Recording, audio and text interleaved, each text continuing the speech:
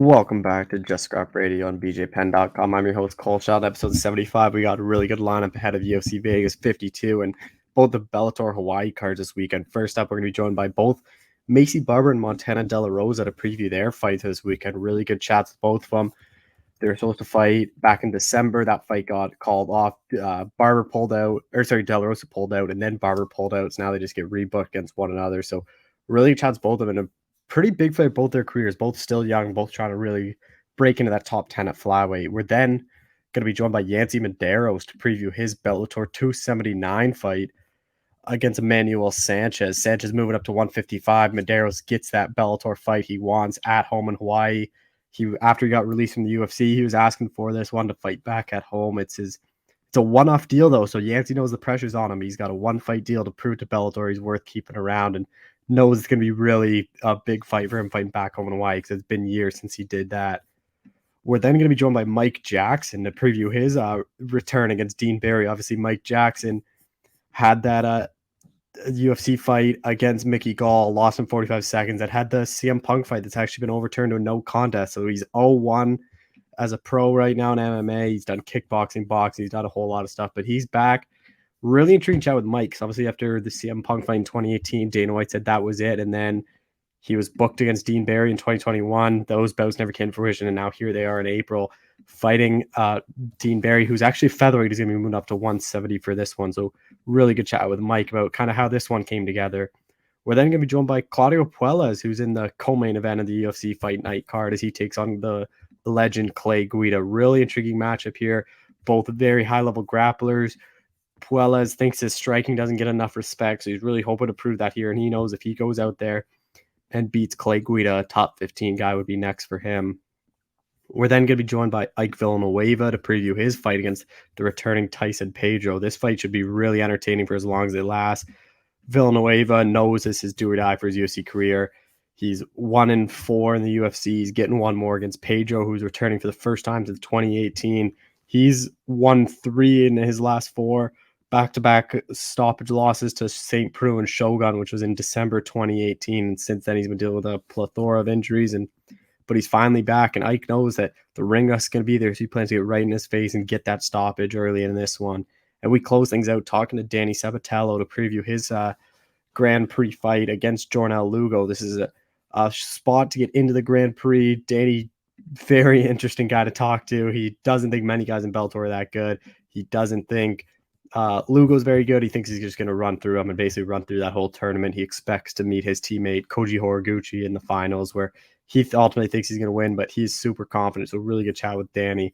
But I appreciate you all for listening. Be sure to share the show, subscribe, and again, thank you all for listening. And be sure to tune in next week for another episode.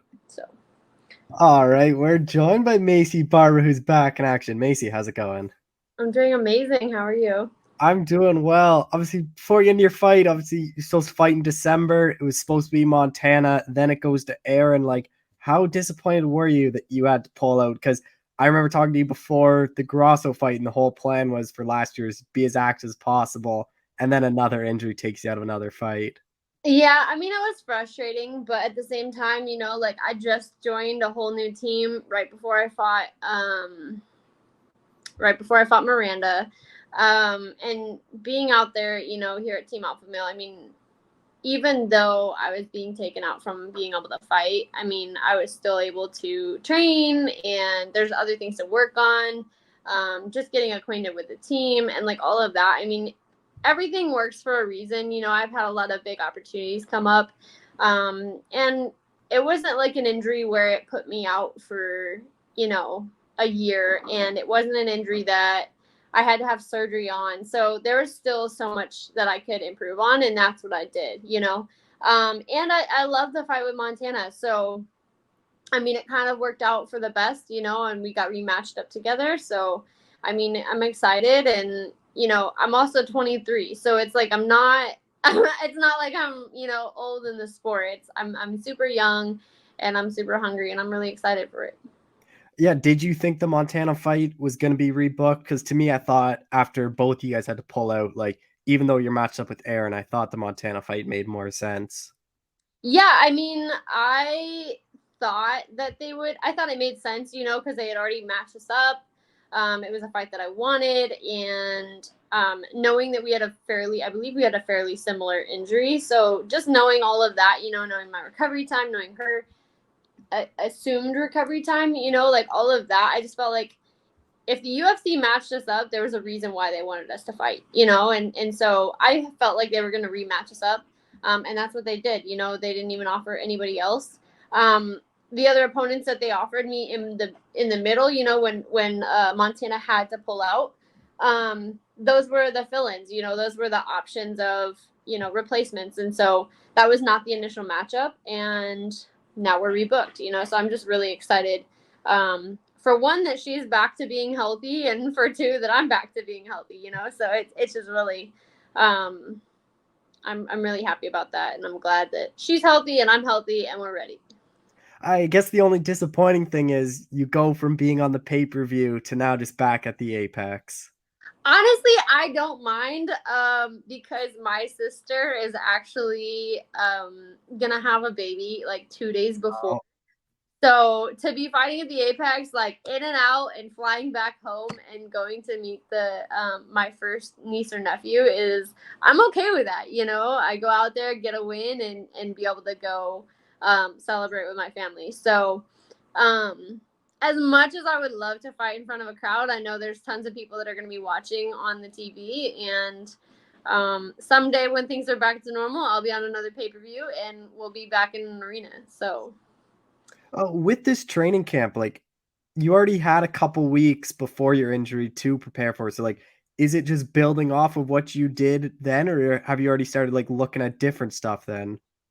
no, yeah, I mean, it's just a continuation, like obviously we were already matched up together. We already both started preparing for each other. So now it's just continuation. I'm back in the gym, back preparing. Sorry, my dog is just walking the house. Back to training and back to preparing. I've been in this has felt like the longest. Oh, sorry. All good. They're gonna fight each other. It's felt like a long camp. Ever since getting booked with Montana, I started training for her, and then the little minor injury. We were still preparing for the next opponent, and now we're back to preparing the same thing that we already were. And with training camp, I know you obviously work with Corey a lot. She obviously just fought. When I talked to her before, her plan is to stay in Wales for a bit. So like, who are you kind of working with for the last little bit of this camp? I mean, there's a ton of people, right now. Obviously there's Jan back already in the gym, she fought.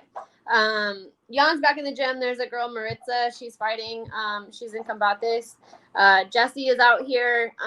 There's a bunch of girls from the CSA gym out here. And then just obviously all the people here at Team Alpha Male, there's tons of bodies. It's known as the gym for the smaller guys. So there's tons of people and there's no shortage of bodies. So I'm training with different people. With Montana, like, is this someone you always thought you'd fight just because you two kind of came in around the same time? You're both pretty young and you both kind of went into the rankings pretty early. And I always thought you two would end up fighting one day.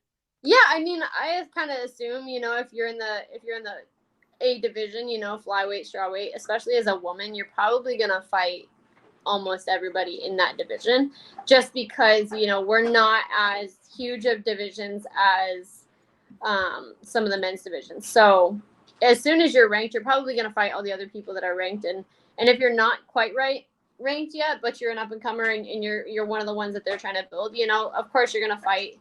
You're gonna most likely fight just about everybody, So I assumed it would be a matter of time before we fought, and I know that we both went through like LFA, RFA together, like in the same kind of time frame. So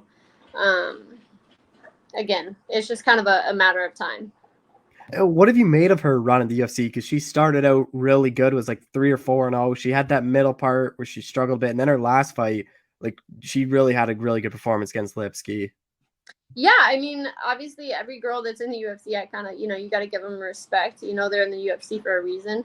But at the same time, I feel like I was definitely on a tear before I tore my knee, and then had a little hiccup. But I'm back on that tear, and I'm ready to go. So she's had great performances, but I'm going to have a great performance on April 23rd. How do you think you match up against her? Just because you both are very good grapplers and both your striking is pretty underrated. Yeah, I mean, we're both great grapplers, great wrestlers. I know she has a wrestling background, striking and all of that. I just know that I'm meaner and I'm more well-rounded as a fighter. And I know that just my why and the reason why I do what I do is just gonna really shine through. And just overall, technically, as a fighter, I feel like I'm the better fighter for sure. And in the UFC, she hasn't been finished, but I know that's like whenever I talk to you, that's something you always go for. I have to change that. Yeah, especially, but like, is that something even like not even this fight, but since that knee, you've been putting like just to kind of remind everyone of that, like you still can't finish all these girls? Yeah, I mean, definitely the plan. I definitely did not put the pressure on Miranda until the end of the third round. Which once I realized that she didn't really have any wrestling or grappling, I should have put the pressure on a lot more. I was a little slow to getting that going, but that's one of the things that I know in my mind. I'm not gonna just like wait for it. I'm just gonna go for it. It's one of those things where I definitely can finish those girls and continue to finish those girls, and it's just one of those things that I know that I have the power to do. And what do you think a win here does for you? You're ranked 14, it would be 2 in a row, and like you're always a big name in this division, and everyone's kind of calling you out. Yeah, I mean, I think it's just going to be a continuation of what I started doing. I came in on the Contender Series, and I came in and they built me up, and I know that they're going to continue to build me. I have so far to go, and I'm just, excited. I definitely have proved myself in terms of heart, in terms of will and determination, and in terms of just technical ability. This women's division is going to continue to grow, and I know that I'm one of the fighters that's going to show how much it can grow. Especially just being as young as I am and being able to go out there and put on performances. I just want to make sure that I put on exciting performances. I know I've always said this. I don't go out there to not lose. I'm going out there to win, and I'm going out there to finish these girls, and I'm going out there to prove a statement. And that's just something that I know I'm going to go out there on the 23rd and do. And I remember talking to you after the Grosso fight, and it was something that you kind of said that you didn't start really getting that feeling of just being in the fight until like that second after the second round. So like now having that full Miranda fight and getting back to the win column, like how much better is your confidence and just overall belief now, like fully in your knee and just now in your overall game since that? Yeah, I mean, I know that my belief and my confidence has been continuing to build. Just being in the gym, being training, being around such great people.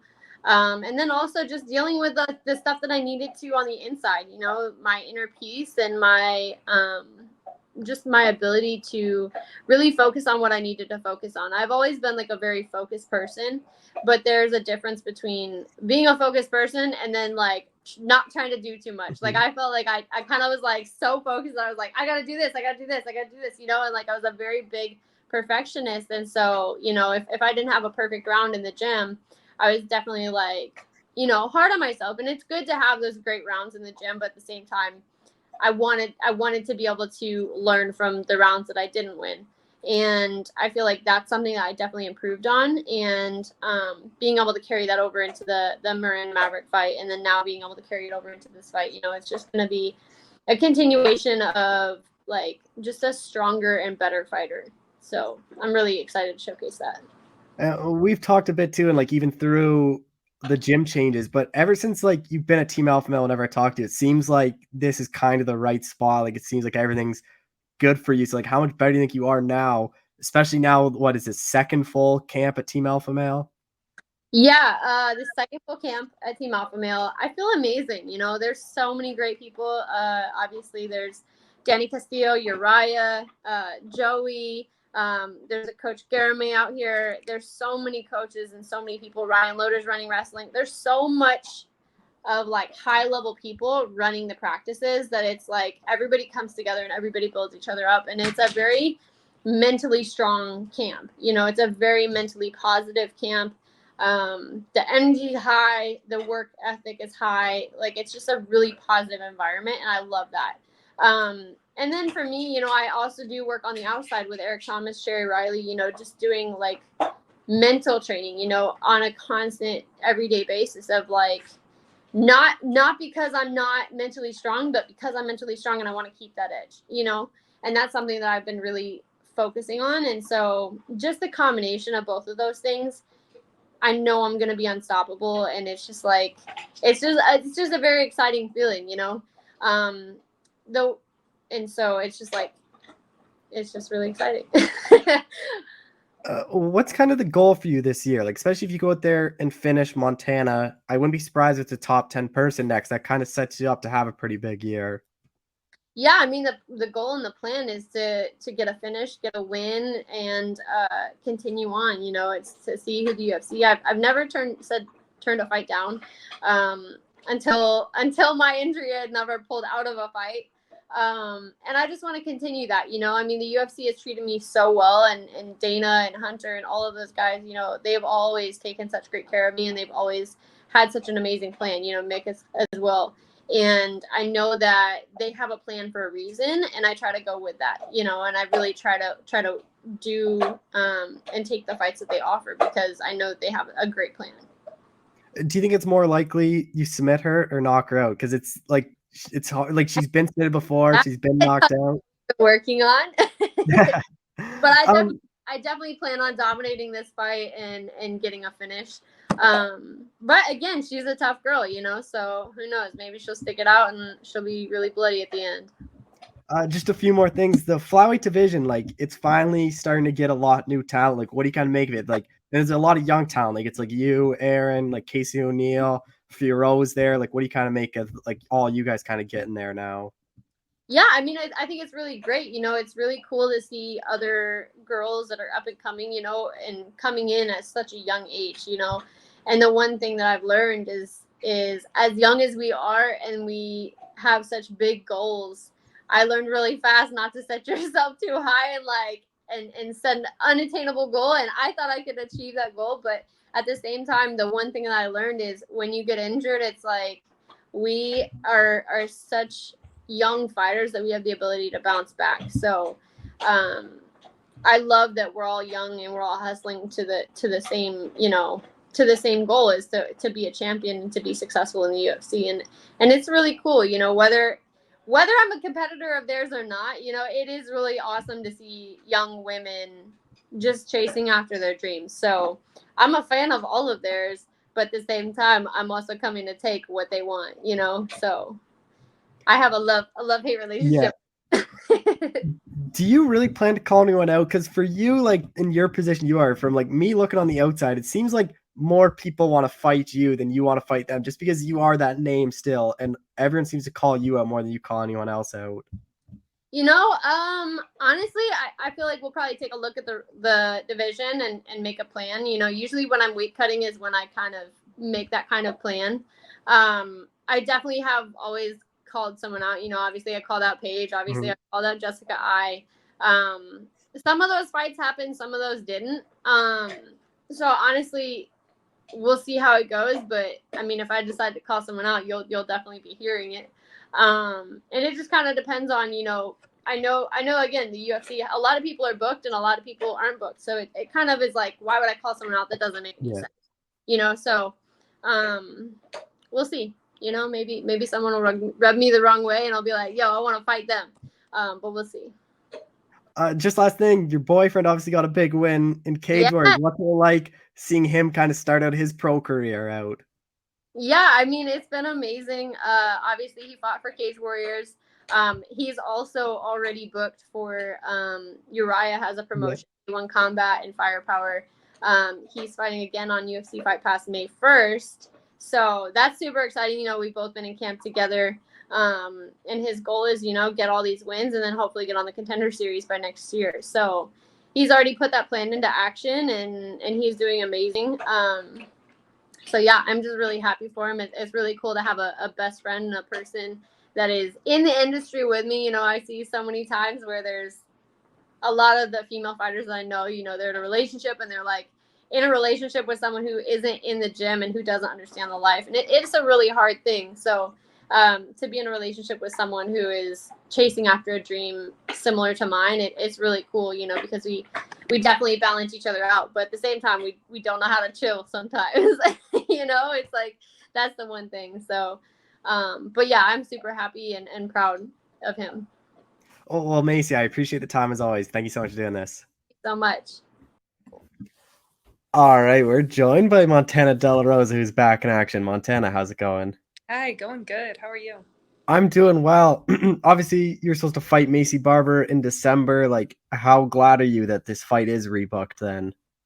I'm super pumped. Right when they gave me the option for it, I was like, yeah, we might as well like rebook it. There's no point in trying to find another person. I know she's been wanting to fight me, and I've been wanting to fight her just as much. So I think it's going to be a really entertaining fight.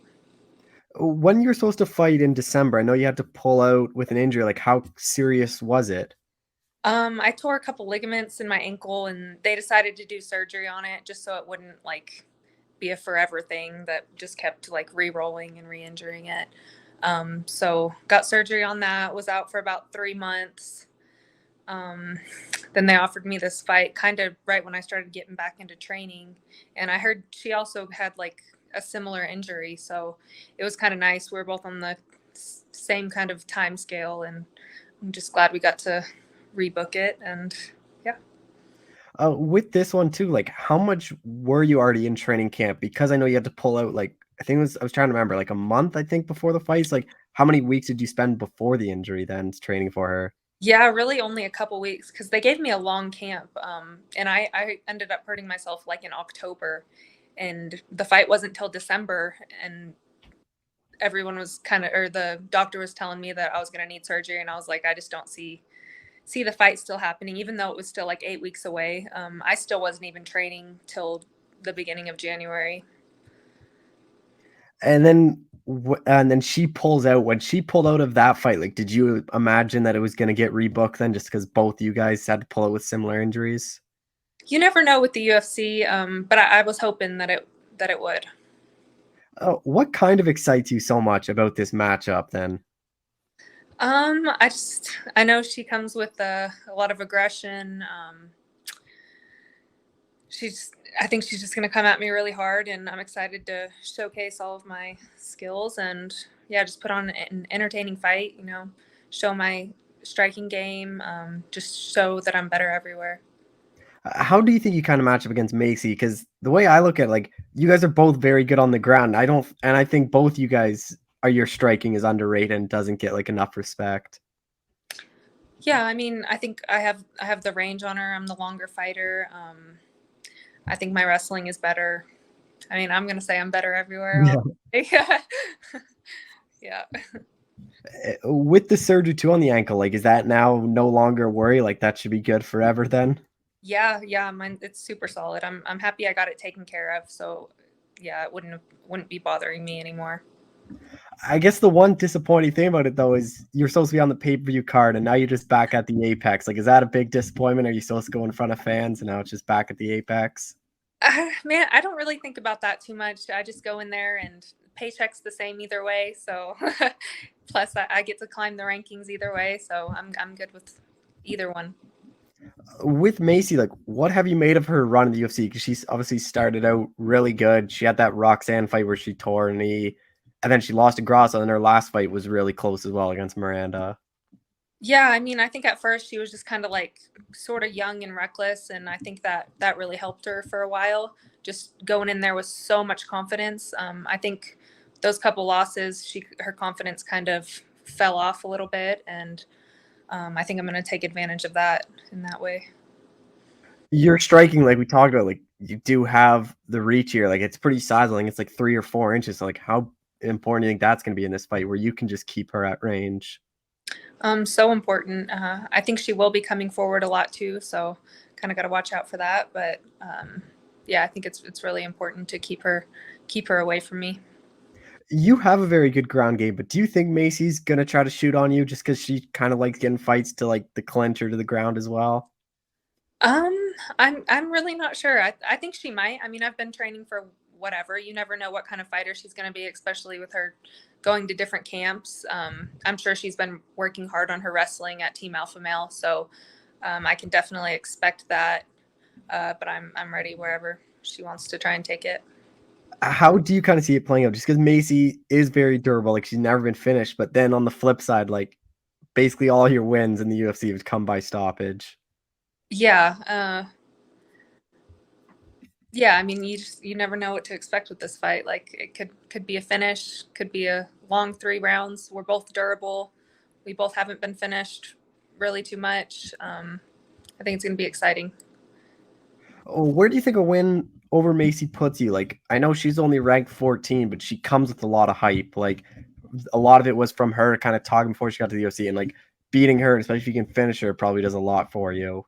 Yeah, I think it's really exciting because she is so well known. And every time I tell someone who I'm fighting, they're like, oh, really? Like, that's awesome. I think that'll help me kind of take some of her hype and get my name in people's mouths a little bit more and hopefully take her number as well.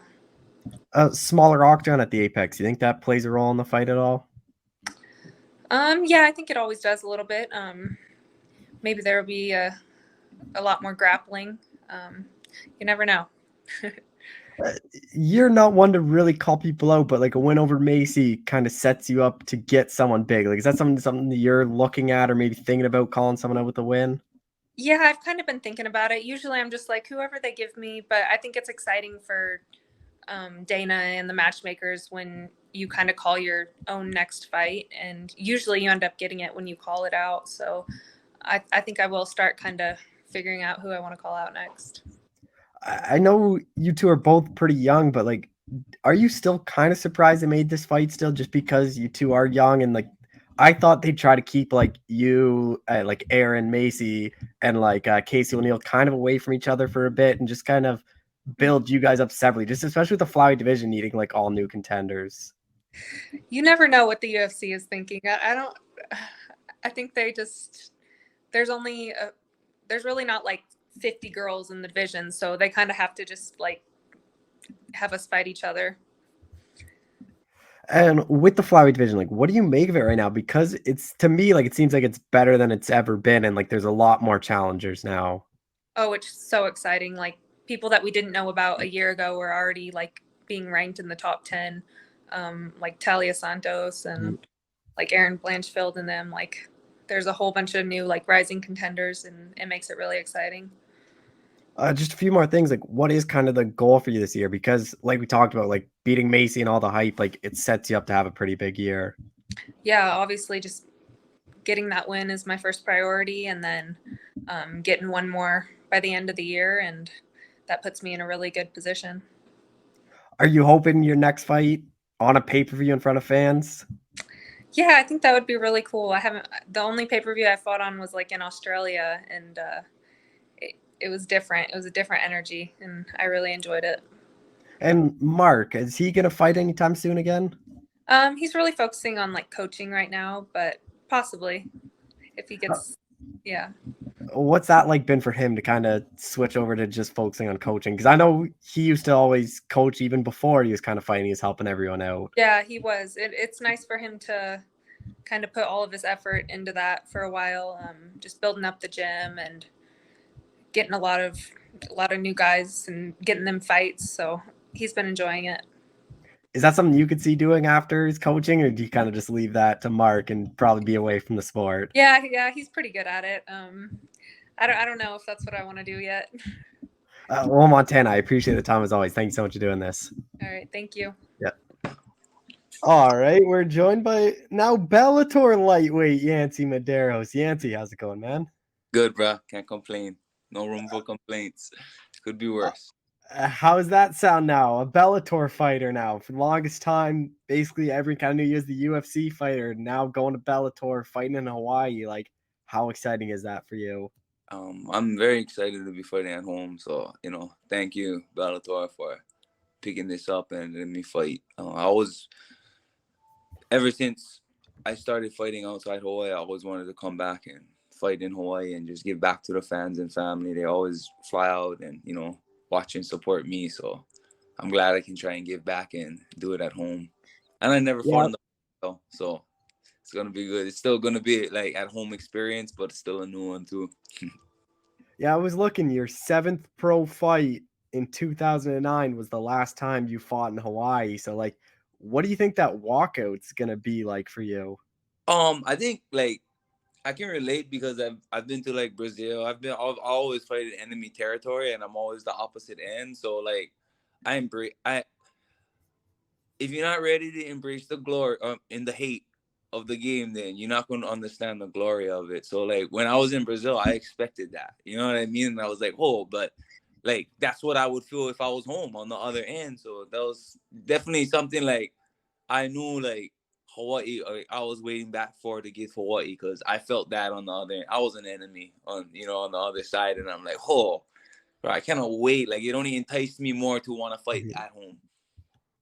And how did this all come together? Because I know you obviously fought out your UFC contract, and then I saw you sent a tweet or you did an interview saying, maybe get me on this card if it's possible. And then I saw Scott Coker kind of say, like, we think it's full, but if there's room, like, I like working with Yancy. So, like, was it a hard push to get on it, or was it like just a quick phone call and you were on the card? Well, I mean, I was trying to just prior, just with certain connections with my friends and management, just trying to just get on a card in general. But then, in the beginning of the year, there was talks about Bellator, and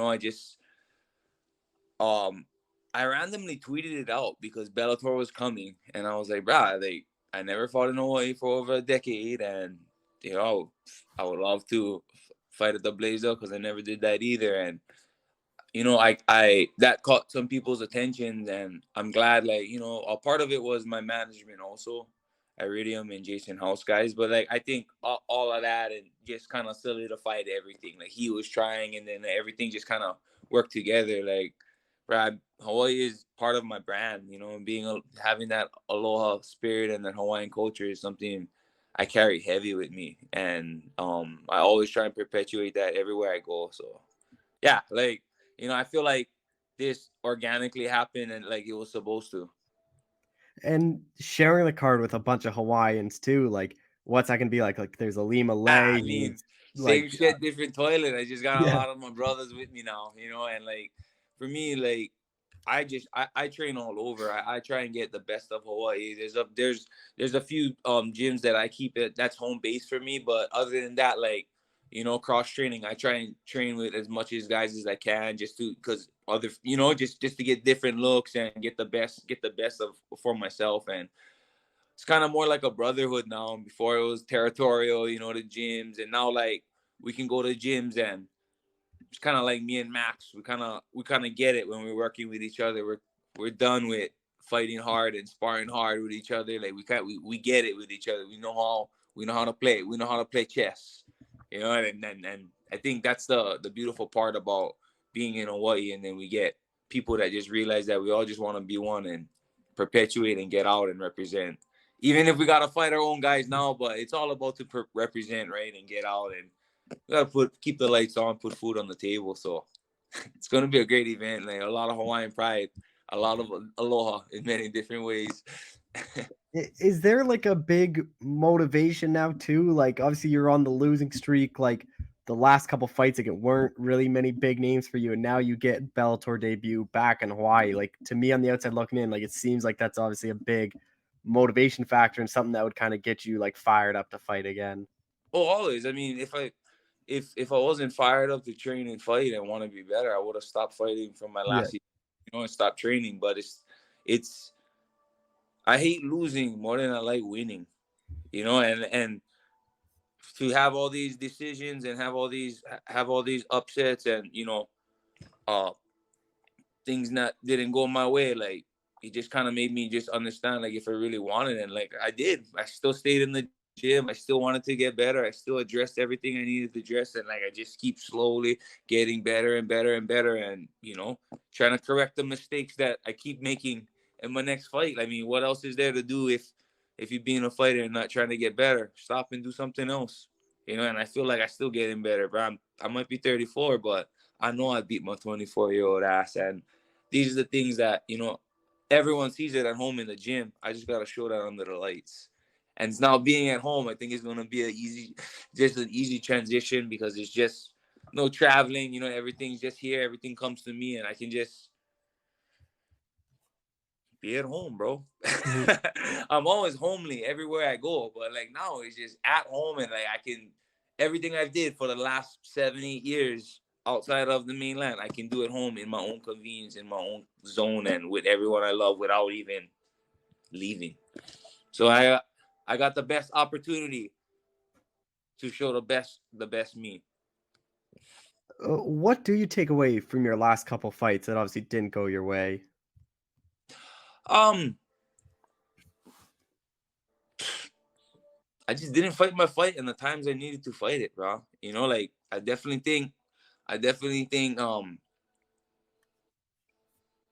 lot of factors come into it with camp, and a big thing I think is injuries, bro. Like we don't use it as excuses, but we use it as like, oh, bro, we get it, and some people work around it, and you know things go, and like that's I think was my biggest thing is not addressing my injuries properly because I wasn't performing optimal. I might be feeling good, but feeling good and performing is two different things, and I didn't quite get it in these last fights. Like what is not clicking? You know, like I'm training with the best in the world. I got the best coaches. I got the best camp. I go and cross train in California with the best guys. Like, and I know I got the talent. And I know I'm an optimal fighter, and I know I do it when I'm in the gym and when I'm not competing.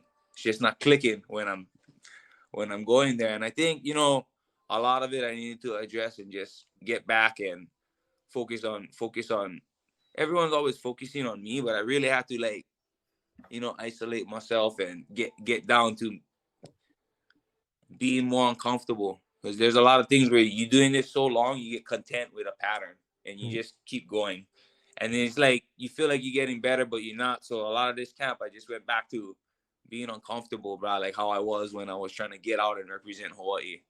Like there's a lot of things like I guess you work around and this, and I'm like, nah, bro, I'm done working around all this bullshit. I'm gonna work through it. I'm gonna work with it, and I'm gonna get better. And like that's what I feel like this fight's gonna bring out, because everything's just progressing, bro. I mean, if it wasn't, I wouldn't be here. And with this one, is this a one fight deal with Bellator, or is this like a multi-fight This is deal? a one fight deal. You know what I mean? So like, I let my performance do the rest of it. It's just a one fight deal. Letting me fight in Hawaii, and we see where we go from there. If other promotions or Bellator wants to re-sign, or we get it from there. But I think my performance matters the most out of anything, and that's what I gotta show. And with Emmanuel Sanchez, like this is a featherweight moving up. Like he's a kind of an OG in Bellator. Like everyone knows who he is. He comes to fights. Like how excited were you that this is the guy that you're getting in Hawaii? Bro, like they always give me guys that's gonna bring it, so I wasn't surprised. And like I ain't taking him lightly. He's a tough individual. He trains hard. He's got a good camp. He's got good training partners. I'm definitely not taking anything lightly. Just because he's coming up in weight doesn't mean anything to me, in the sense where, like, oh, but he's smaller and whatnot. He's game, bro, and I'm game. And I know he's just got that competitive spirit, and he's a Mexican, and I'm Hawaiian, bro. We got that brown pride, and we both got that brown spirit, and we're going to show that in the cage. And I'm glad that they bring me somebody like that, because I want the guys that want to fight me. And he brings it to fight. So, bro, I'm very fortunate that Bellator and Sanchez is going to be there, because I'm going to give them all my aloha and look forward for the best performance, my best performance. And I know obviously size, you are going to be bigger, but a big part is your reach. Like you're going to have a 5.5 or 6 inch reach advantage. Like how important do you think that's going to be, especially because to many they kind of view this as a striking fight? I definitely inches matter, bro. Ask any girl. I say inches matter, and that's what I need to utilize, and I need to range out. And obviously, he don't give a damn about range and power, and he comes in and he implements his game plan, and that's definitely something though I need to utilize, and that's definitely something I haven't been utilizing. And I'm very happy that this has been addressed, and this is gonna be the game plan. It's pretty much the foundation of it, right? I need to use my length. He's tough. He's tough. He's durable. And that's my biggest advantage, and I'm going to capitalize off of that and make disadvantages for him.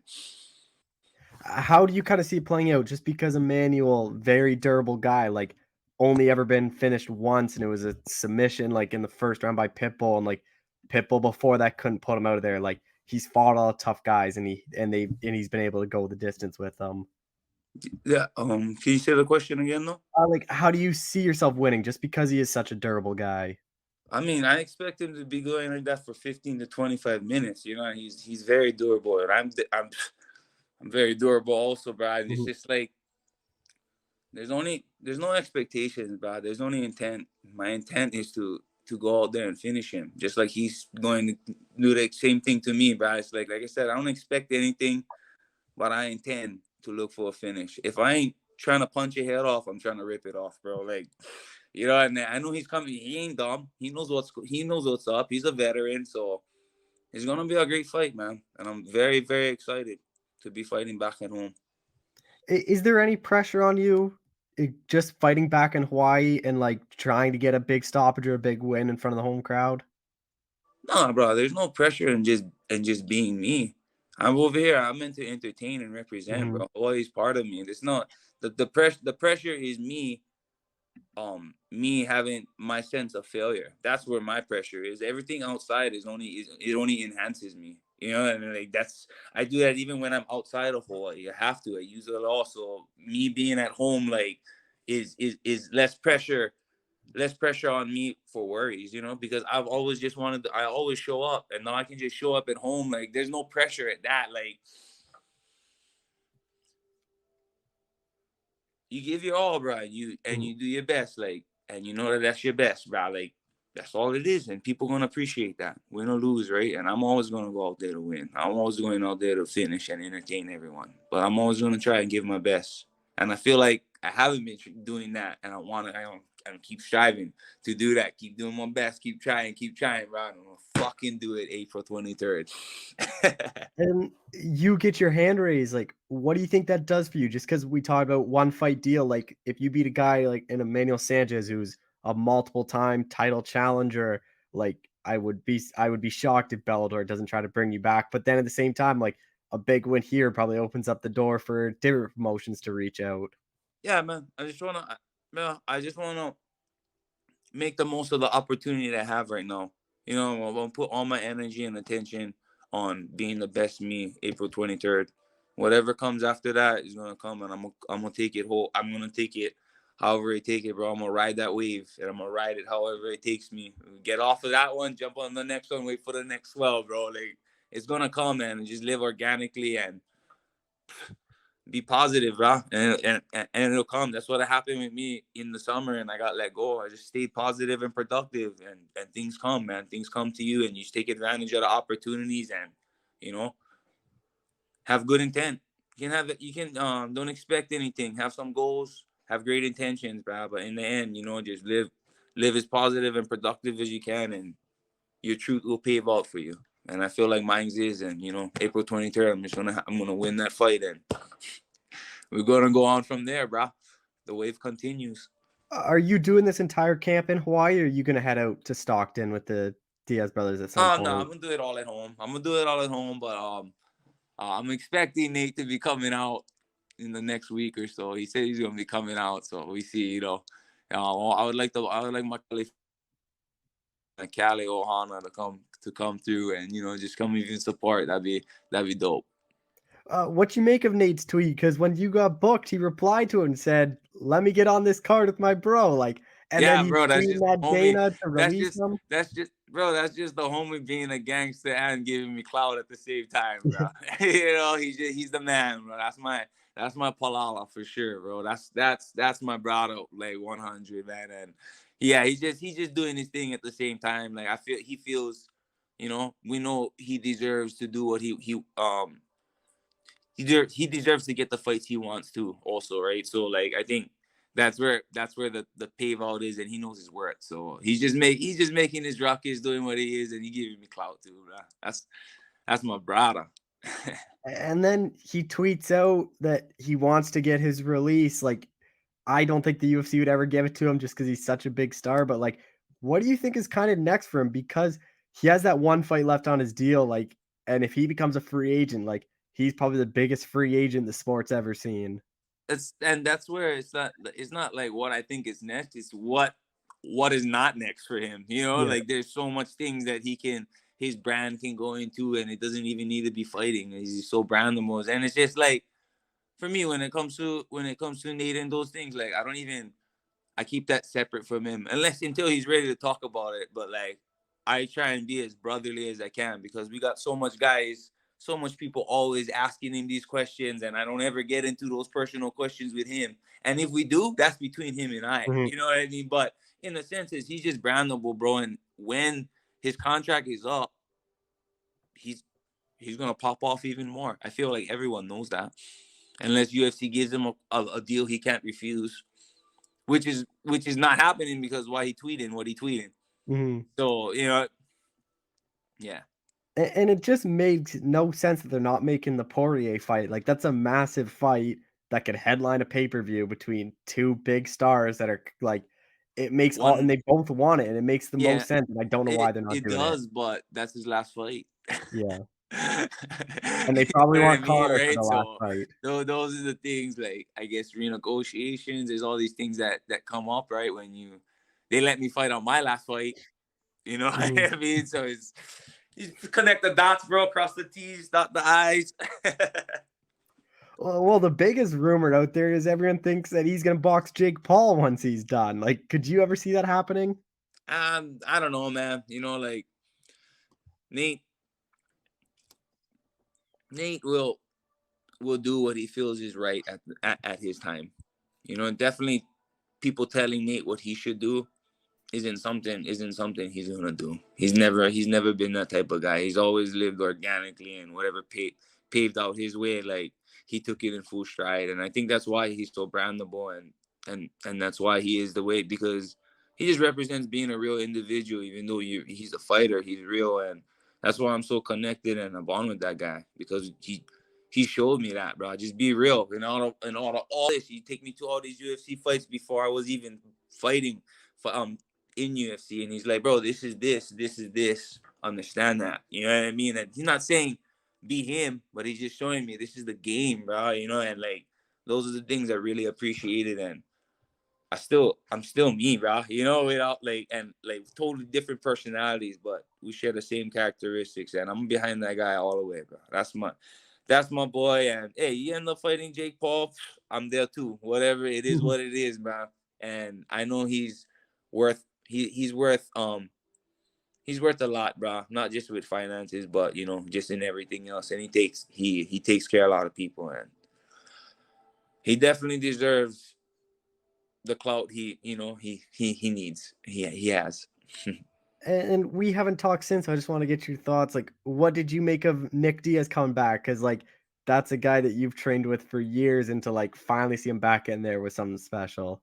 Yeah, it's great, bro, to just see him active. I would like to see him more in there, but like, we try and Nick is always moving, bro. He's always bouncing and hopping. So just to see him active, I know that when he's in the gym, that's the best Nick. That's the Nick we always look forward to and see and have. So keep him in the gym, and bro, he's gonna be back. Age doesn't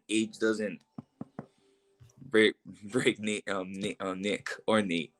That's just a number. These guys ain't gonna ever stop fighting, bro. And I hope Nick gets back in soon. I haven't seen him for a while. I haven't talked to him for a while either, but I'm always here for him. Just last thing, how many people you think, friends and family, are going to be in the arena for you? Oh man, I have to like put my mom. I'm like, Mom, like, do this, please handle this, like, because all the messages, questions, all these things, and I'm like, oh, Mom, please, like, so Mom's saving me right now, and she's dealing with all of that, and like, it's fortunate. Bellator makes it kind of easy too. It just sends you links for tickets, and it's always just tickets and shirts, bro. When it comes to fighting at home, that's the biggest ones, bro. Like, oh, tickets and shirts. So I give that to my mom. She deals with that, bro. Mama's boy. I put a mama's boy card on that one. And, she loves it, right? And that makes her feel a part of my camp, and it's a huge part. And Mama takes care. So thank you, Mom. I love you. I love you for taking care of me inside and outside the octagon. I'm in that ring and cage.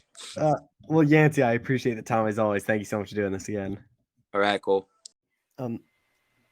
All right, we're joined by UFC welterweight Mike Jackson, who's back in action. Mike, how's it going, man? Going well, man. How are you? I'm doing well. We obviously did this interview last year when you were supposed to fight Dean Barry. Can you kind of take me through what happened and like why that fight ended up not happening twice when you guys were booked? Yeah, so we signed a fight back in December 2020. Right, in the middle of the pandemic with everything going on. It was basically visa issues both ways. Well, initially they told us we were going to fight in Vegas. Then, I can't remember the exact timeline, but let's say a month-ish, give or take a few days. They said, hey, we need your passport information. I was like, wait, what? And it was like, yeah, he's fighting on Fight Island in Abu Dhabi. And I was like, oh shit. Well, I had lost my passport. And then that small window of time, just couldn't get one reissued. And then there was visa issues for him. And it was right. They did like this crazy shutdown or whatever. So he had visa issues coming over here for like May. And then I feel it was just kind of put on the shelf.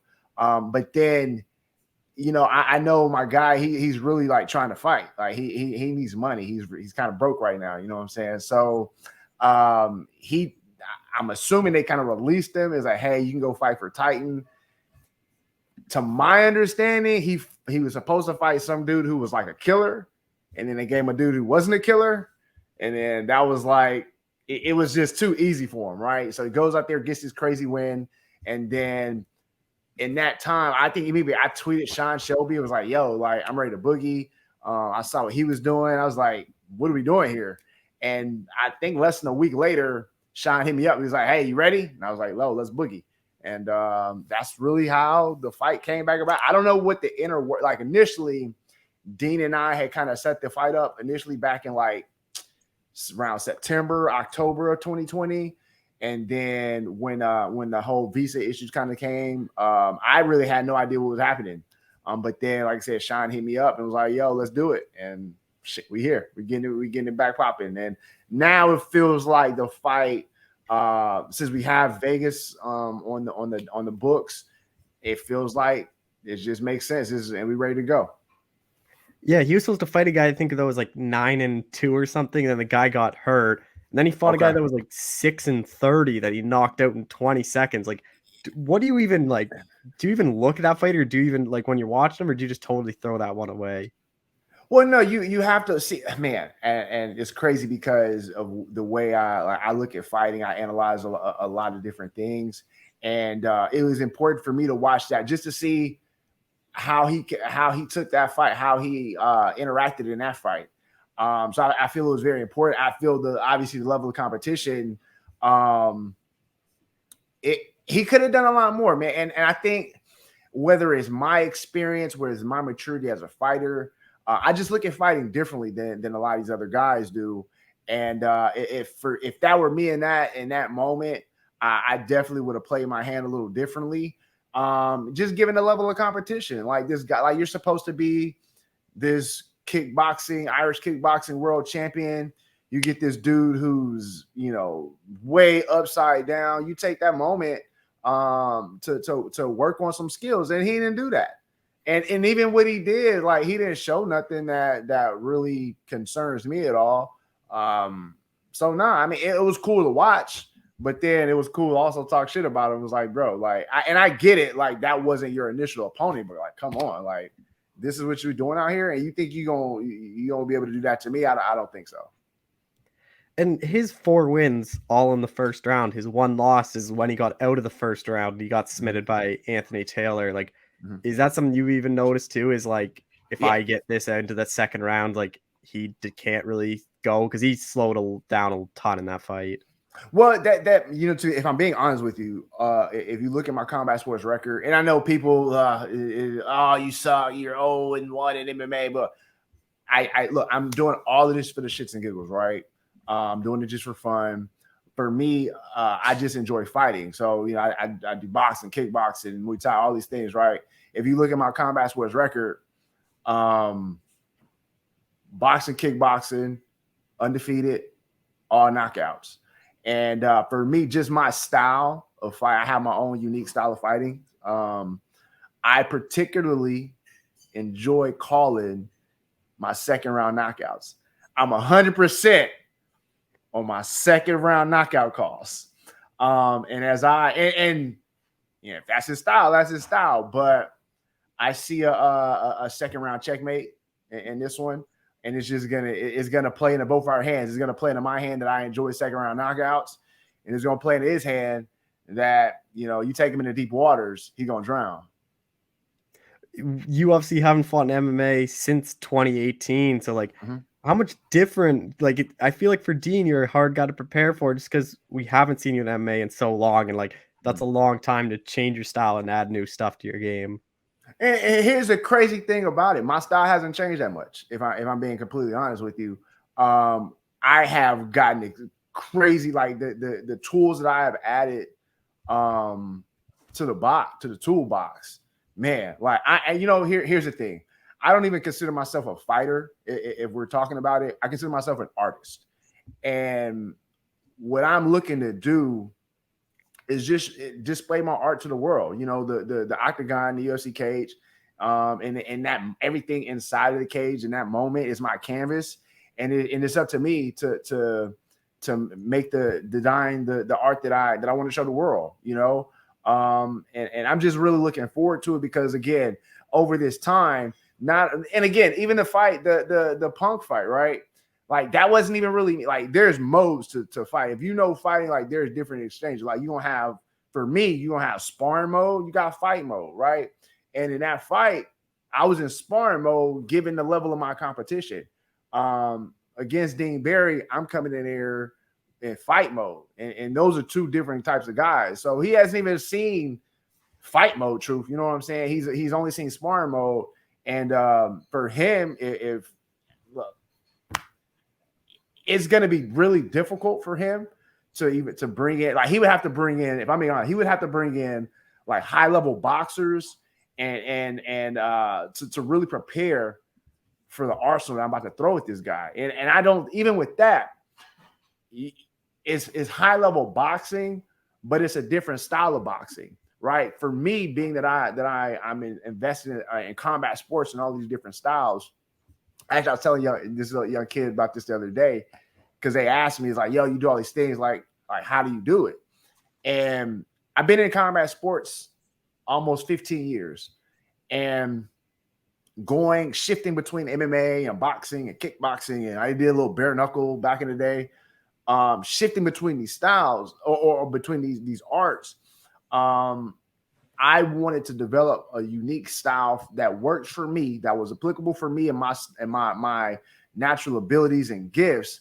But I also didn't want to make the adjustments between, because when I first started, right, people was like, oh, you can't box like you do in MMA, right? I would hear that from the boxing side. And then I go in MMA and they were like, oh, you can't box in MMA like in box. So you're getting it from both sides. Then you start adding the kickboxing Muay Thai element to it. You have to watch for these other weapons. It was important for me to develop a style that I didn't have to make real adjustments.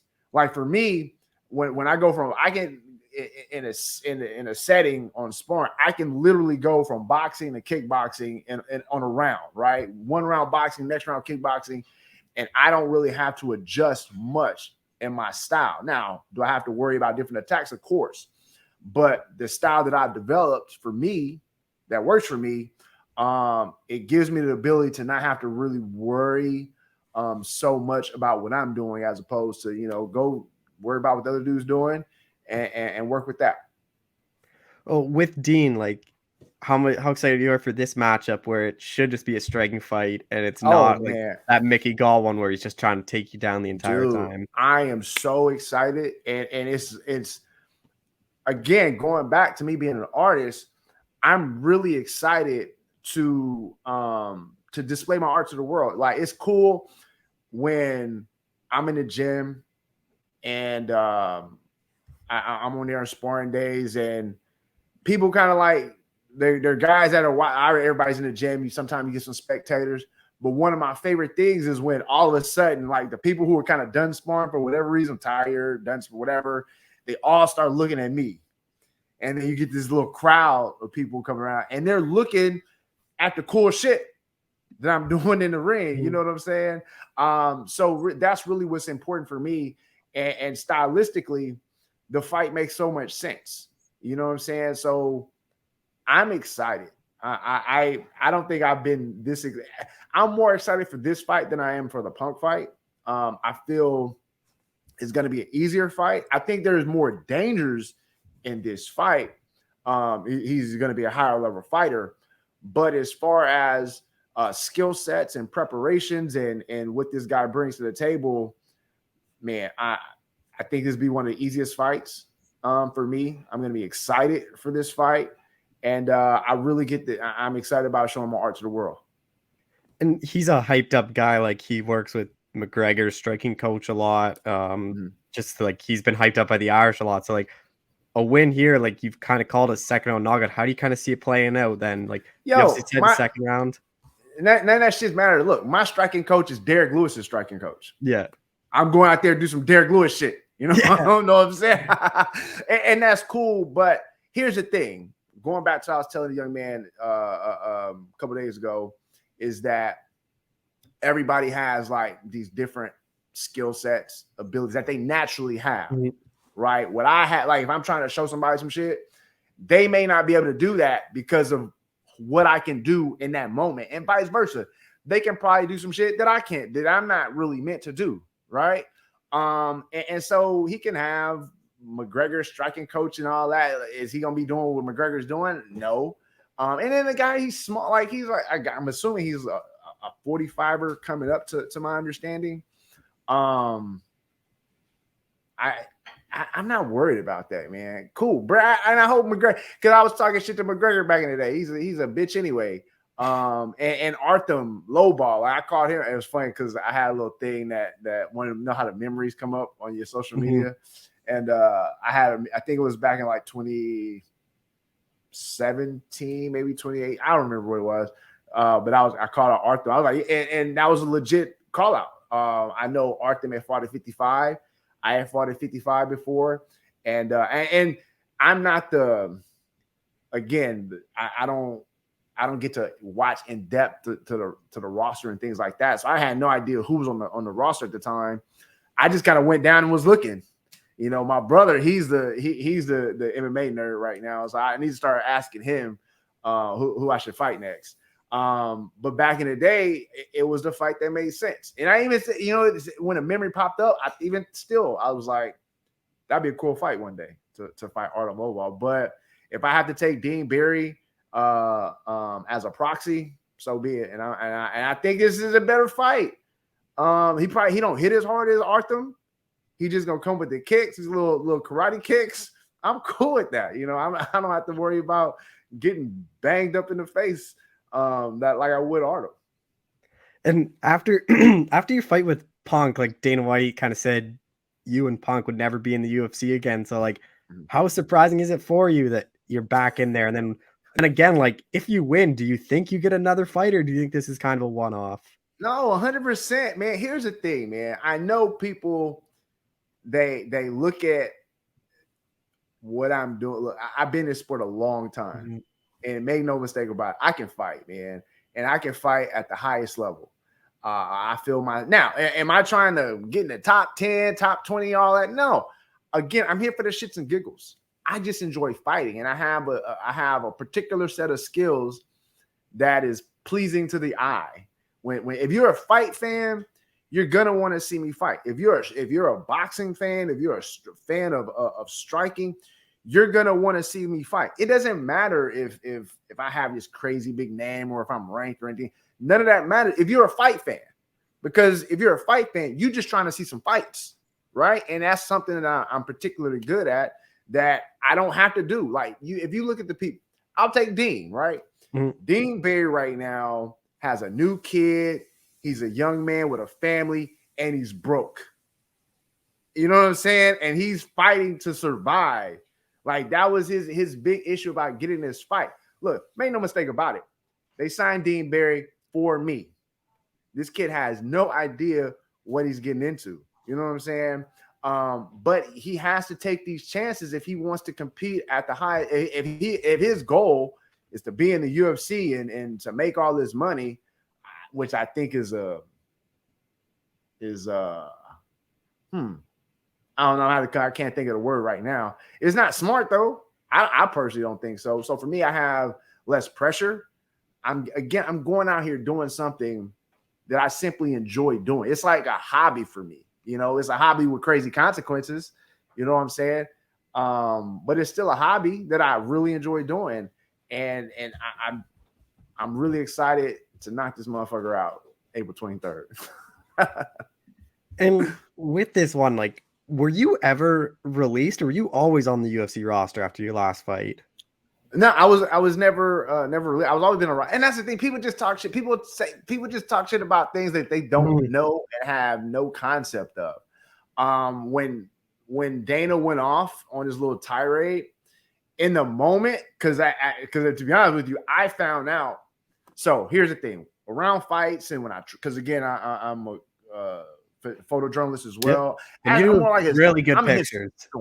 I appreciate that. I'm a fight historian.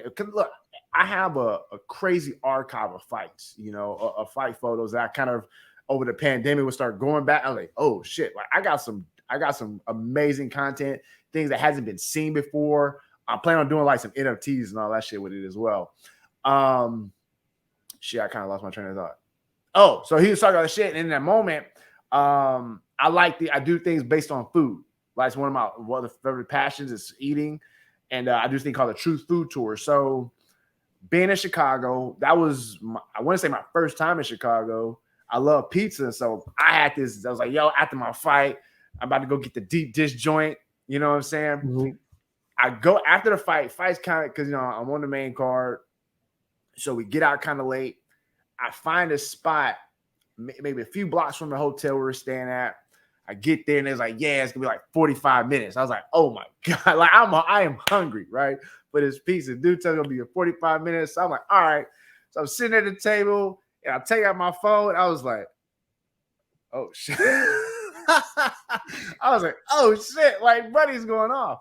And you know the funny thing about that though, after the fight, I was waiting around a little bit because I wanted to talk to Dana. Like I had something I wanted to chop it up with him about.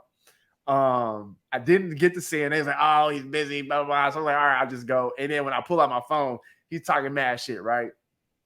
So in the moment, it kind of upset me because again, I was trying to enjoy my food. It kind of ruined that experience.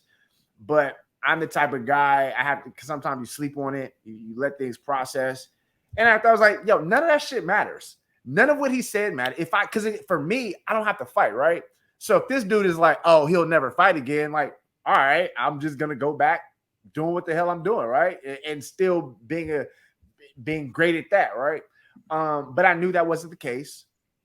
I was actually offered a fight shortly after. I was offered a fight on the when the UFC went to Argentina. Oh yeah. So right, like this was like in November of it was like 3-4 months after your last one then. So I was offered a fight for then. Like, and now I didn't really say anything because at the time I accepted the fight, but then like literally like the next day I got injured training. I had an injury. It wasn't crazy significant, but me understanding the consequences now of who I'm going to be fighting, for me, I felt that I needed to be as close to 100% because again, this is a different level of fighters now, and so I couldn't approach those fights or any really. I can't approach any fight here on out like I would the Punk fight, just given the level of competition. So for me, it was just like, yo, I need to make sure that I'm as close to 100% as I can be. And so that was kind of it was me kind of taking some time off, hanging out, chilling, just doing my thing, traveling for fights to take pictures, doing the photojournalism thing. Then the pandemic hits, so there was a bunch of things that kind of came into play that prevented me from getting back in there. But if I'm being honest, I'm so excited and I'm so happy that the fight is taking place now and not then, because going back to what I said earlier, the skills and the slickness and the coolness, these things that are going to separate me from everyone else, I didn't really acquire those things until, I don't want to say recently, but I've really implemented them more so recently than I did then. Not to say that I wouldn't have beat Dean Barry back in like January of 2021 or some shit like that.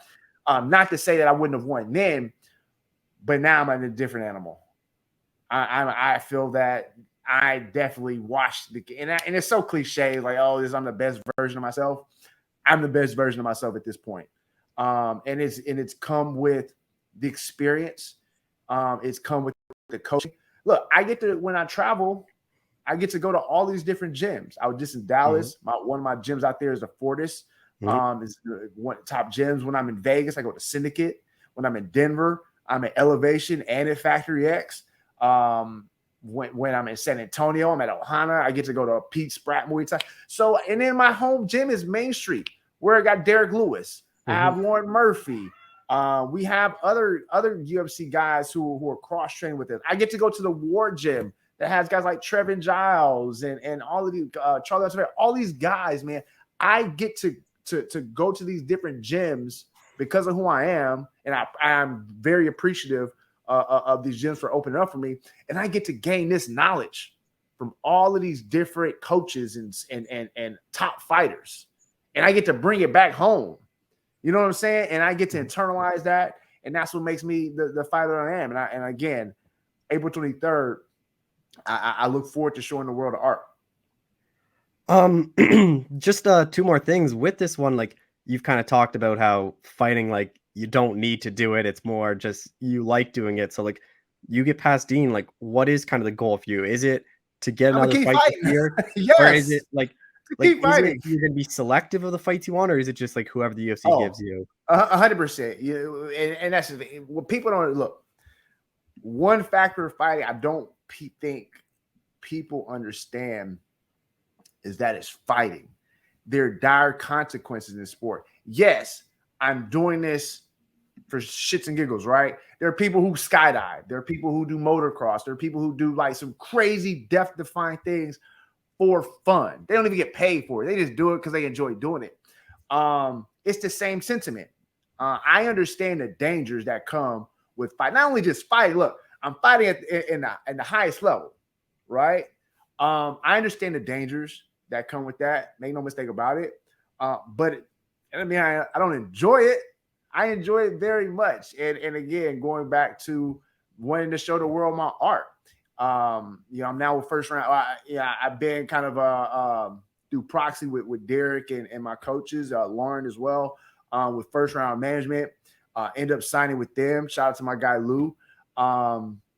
Signed with First Round, so they're going to be taking over following the Dean Barry fight. And I have full confidence in my team, not only my management team, but the team that surrounds me and prepares me to fight. I'm 100% confident in our abilities, and we're going to make the right choices. Because, again, this is a business. You know what I'm saying? And, again, I'm not trying to fight top 20 or top 50, whatever. I just want to have fights that the fans are going to enjoy. And again, I get to show the world some art.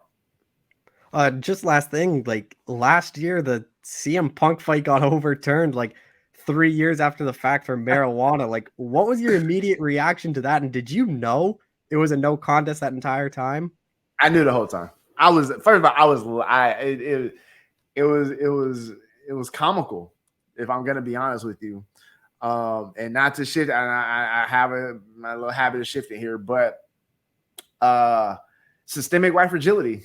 When that thing wants to pop his head up, so we have these crazy racist drug laws, and we know what they're there for, but in this instance, it was just so silly so just to kind of give you the rundown of what happened, about a month before the fight, Jeff Nowinski sends out an email, says, "Hey guys, this is not a regular email." He said, "But since we're fighting in Illinois, they have like a zero tolerance policy. So if you do smoke weed, you probably need to stop now just to make sure." And I was like, "Damn, this is like a month out, or give or take a few days." And so I was like, "Damn, a month? All right, whatever." So I stopped smoking for like a month. Take the fight. Oh, we had it. Get the fight or have the fight. Fast forward, like it was less than a month. Probably like 3 weeks. It was less than a month. Actually, no. maybe 2 months. I remember the little letter they gave or they sent. It was like, yeah, like you failed your drug test and we're gonna turn this to a no contest. And so I was like, so I called him. I was like, yo, like what? What did I mean? I failed a drug test. And the lady was like, yo, the levels were so minuscule. And this is right when like it was around the time of the John Jones picogram joint. So I ended up wearing like the picogram shirt and for some things. And I was like, yeah, I got popped for a picogram of weed or THC. It was just really, it was stupid. So that happened, like I said, that happened shortly after the fight. Then fast forward 3 years. Yeah, it was like this past summer. So here's what happened. And I was curious to know what happened because everything was going on. There was a lot of talk about weed in the sport. So I was like, I had my own theory about what happened. But the journalist who broke the story, I can't remember who it is at the time or at the moment. But I reached out to him. I was like, hey, I got to ask. Like, because I have a theory about how this happened. Like, can you tell me? And he was just like, yeah, like someone just messaged me. It was like, yo, and basically a hater. Somebody out here fucking hate. And it was like, yo, Mike Jackson failed for weed. Did you know about it 3 years ago? and so I think one person ran with it.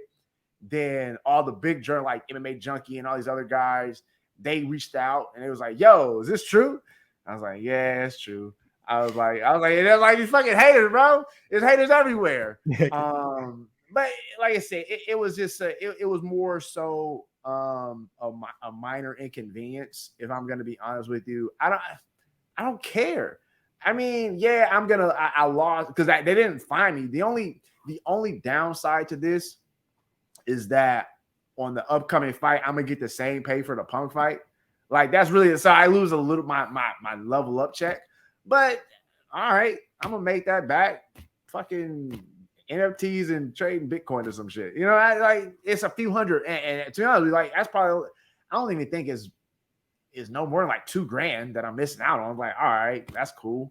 It's not a big because again, man, I'm doing this shit for fun. Like I'm playing with house money, you know, at this point. I'm not like Dean who I gotta like I'm using my UFC money to survive, to live. Like I'm cool. You know what I'm saying? Like really, I was over here trading stocks before the interview. I was in a style out shit. Let me get out of this real quick, made some money and now I'm here talking to you. Well, Mike, I appreciate the time. Thank you so much for doing this again. Hey, real quick, since this is my first one, my original Instagram, The Truth Jackson, I was banned for cooking these white nationalists and their racist kin. So I got kicked off of there, but because again, my life's motto is shits and giggles. So follow the new Instagram. It's Shits and Giggles brand. And it's really the Truth Jackson was just kind of like me, my own personal Instagram. But now the Shits and Giggles brand is gonna really, I'm starting to brand line with that as well. But again, it's my life's motto. So a lot of the content that I'm going to be putting out on that Instagram page is really is going to be kind of personal to me, and it's going to be enjoyable because again, it's my amusement, you know, but with a purpose. Oh well, definitely everyone has to follow that then. But Mike, thank you again. I appreciate it. I appreciate you as well for you. Yeah, good enough. All right, we're joined by Claudio Puelas, who's got a big fight. Claudio, how's it going, man? Hey, Cole, what's up? Everything good? Obviously, a massive fight here. Like, you found out you're fighting Clay Guida. Like, is it just basically immediate yes? Like, this guy's a legend of the sport, like, kind of been around for a long time. Yeah, he's been around forever. I was very happy when I got the fight. I've been wanting to fight a big name for a long time. And, well, I got my opportunity. So I'm going to make out the best out of it. Did you think you would get a name like this after your last couple performances? No, I thought I was maybe gonna get a name, but like more like a prospect, maybe some other guy that was coming up good from maybe like only a couple wins in the UFC. Not someone that has like over like 30 fights in the UFC, but that's cool, you know. It's my chance to fight a Hall of Famer and show him also this young guy is strong, you know. It's gonna be hard to beat.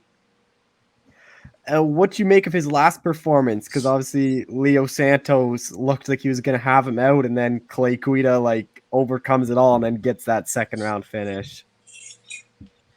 Yeah, Leo Santos just burned himself out. I think he cut a lot of weight. I saw him in the hotel that week because I fought on the same card. So I think he cut too much weight and he burned himself. And yeah, Clay was all over him. He did a good job getting the finish.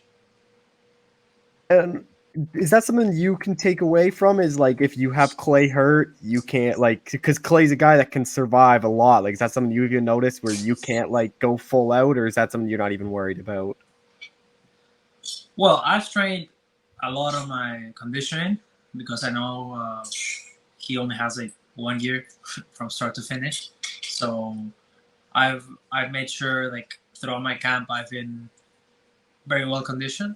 So, but yeah, answering your question like exactly, yes, I'm aware that I don't want to like burn myself out because it's kind of hard to finish.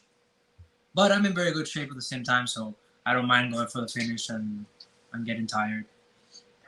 Clay's obviously a very good grappler too. Like, do you expect this one to play mostly out on the mat? No, not on the mat, but maybe at some moment we will be on the mat. Not all the time. I think there's gonna be a little more action on the feet. He's gonna try to like put me on the fence. I mean, I don't even gotta lie. We all know what he's gonna do. He's gonna throw a couple overhands and try to put me against the fence. If he can take me down, he's gonna do it, and if he cannot, he's gonna contend with like have my leg against the cage. But I'm gonna make it hard. It's not gonna be easy. And with this one, like, who are kind of the main guys you're working with? Just because Clay has like a unique style, there's movement, and just always coming forward with that forward pressure. I have a couple guys, well, a bunch of guys at the gym.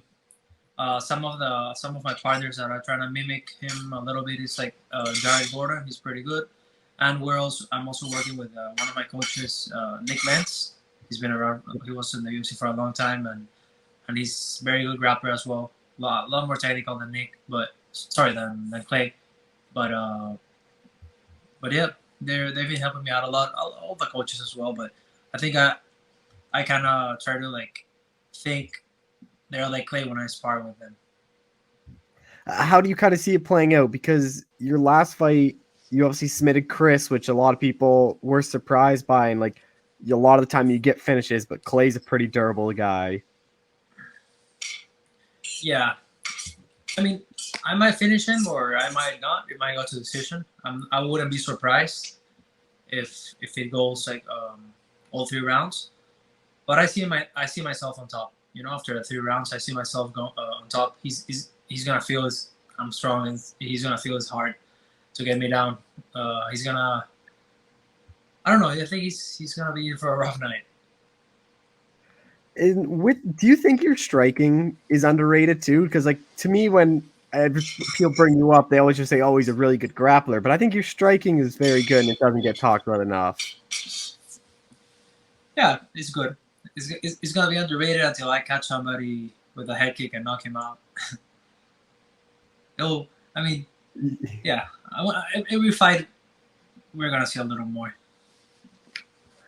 With Clay, like you go out there and beat him, like what do you think that does for you? Because that's a guy that's a respected guy. Like you look at the past couple of people that have beat him, it's all people right near the rankings.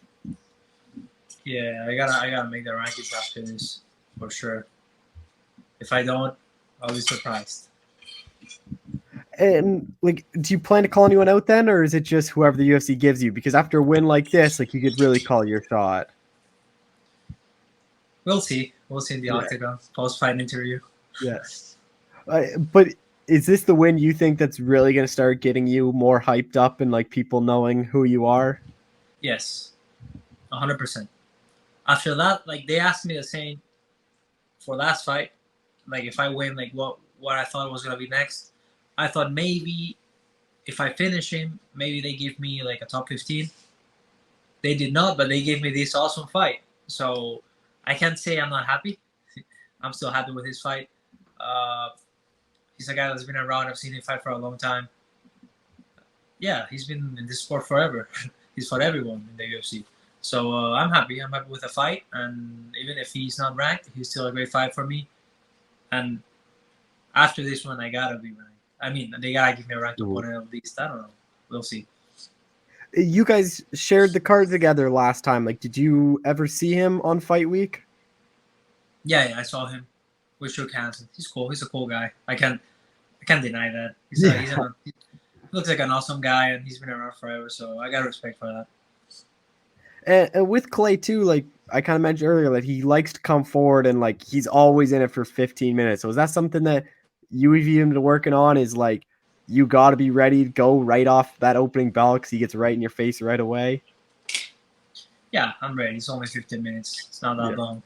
3 rounds. If it was 5, it's different. You know, like you're gonna have to pace yourself. And if it's a guy that doesn't stop for 25 minutes, that's a tough one. But 15 minutes is good. Like I spar way more than that. Like every week at the gym. I really don't have like a problem with going like distance. The smaller octagon at the Apex, like, do you think that plays a factor in the fight? Yeah, I think that octagon is pretty small. Like you throw a couple jabs and you clinch and you're ready with your back against the fence or on the other side. I think that's always better for the wrestler. But I actually started fighting in octagons like that in Peru, in my home country. I started fighting in octagons, like very small octagons, even smaller than the one in Apex. So I know how it feels like.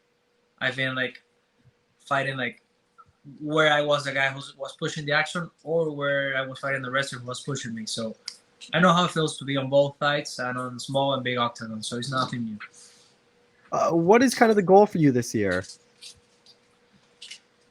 Well, the main goal would be try to get like 3 fights in the UFC for the first time in a year. I mean, well, with this fight, it would be like 3 fights in a year, but not in the calendar year, you know? Yeah. So yeah, this is gonna be my third fight in less than 12 months. But I want to make like from the start of this year to the end, I want to make 3. Something I wanted to ask you about is you got into the UFC like really young, back in 2016, like, and you're only 25 now. And then you obviously had that fight, didn't go your way.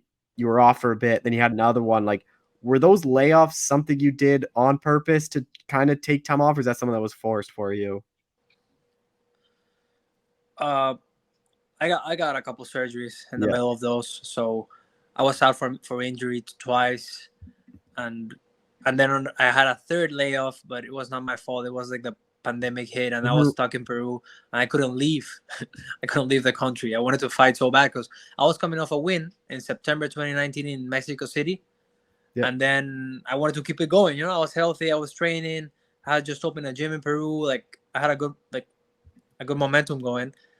But I got stuck in Peru and I couldn't leave, and then I had to stop training because we were like stuck at home, and that's when I decided to move to Florida. Well, as soon as I could leave the country, I decided to move because I was wasting my time over there with no fights. Manager and everyone advised to move here so they could get me fights, and well, it's been a good time since I moved here. And you still are only 25. So do you still not think you're in your prime yet? Because like most people always say it's like 27 to 30 you kind of hit it. So you still have a couple more years. Yeah, I think I'm probably not in yet, but I for sure felt like I'm a lot better than I was 3 years ago. So I hope that next 3 is going to feel way better. I think as soon as I like keep it going, like 2 or 3 fights a year, even more every year until I'm like 28, then is when I'm gonna feel like I'm hitting my prime. And training at Sanford, like what's that been like? A lot of good bodies there and probably a lot better work than back home in Peru. Yeah, a lot of good bodies like you said, and a lot of good coaching, awesome facility, beautiful gym. Just like that, I think the energy is contagious. Like you have all these guys working so hard like all the time that I would feel bad with myself if I did any less than that. And just last thing, you don't see a whole lot of Peru fighters make it to like UFC, Bellator, all that. Like, are you kind of hoping you can kind of pave the way for a lot of them to get here? yes, and I know it's gonna happen. There's a lot of good prospects coming out. All these young kids see what me and a couple other dudes are doing out there in big leagues, and for sure they know they can do it. Like, because a lot of people before us, they probably didn't believe it was possible. They didn't see any other kid from their country like going out and like killing it, because like there was not a lot of like fighters fighting in big leagues. So like maybe they thought they had to be born in the States or somewhere else to like make it, but we already proved it's not like that. We can have success, and it just gotta keep it going, motivating all these kids. Well, Claudio, I appreciate the time. Thank you so much for doing this. Hey, no worries, Cole. Yeah. Thank you for having me. All right, we're joined by UFC light heavyweight Ike Villanueva, who's back in action. Ike, how's it going, man? Oh man, doing good, brother. Excited to get back.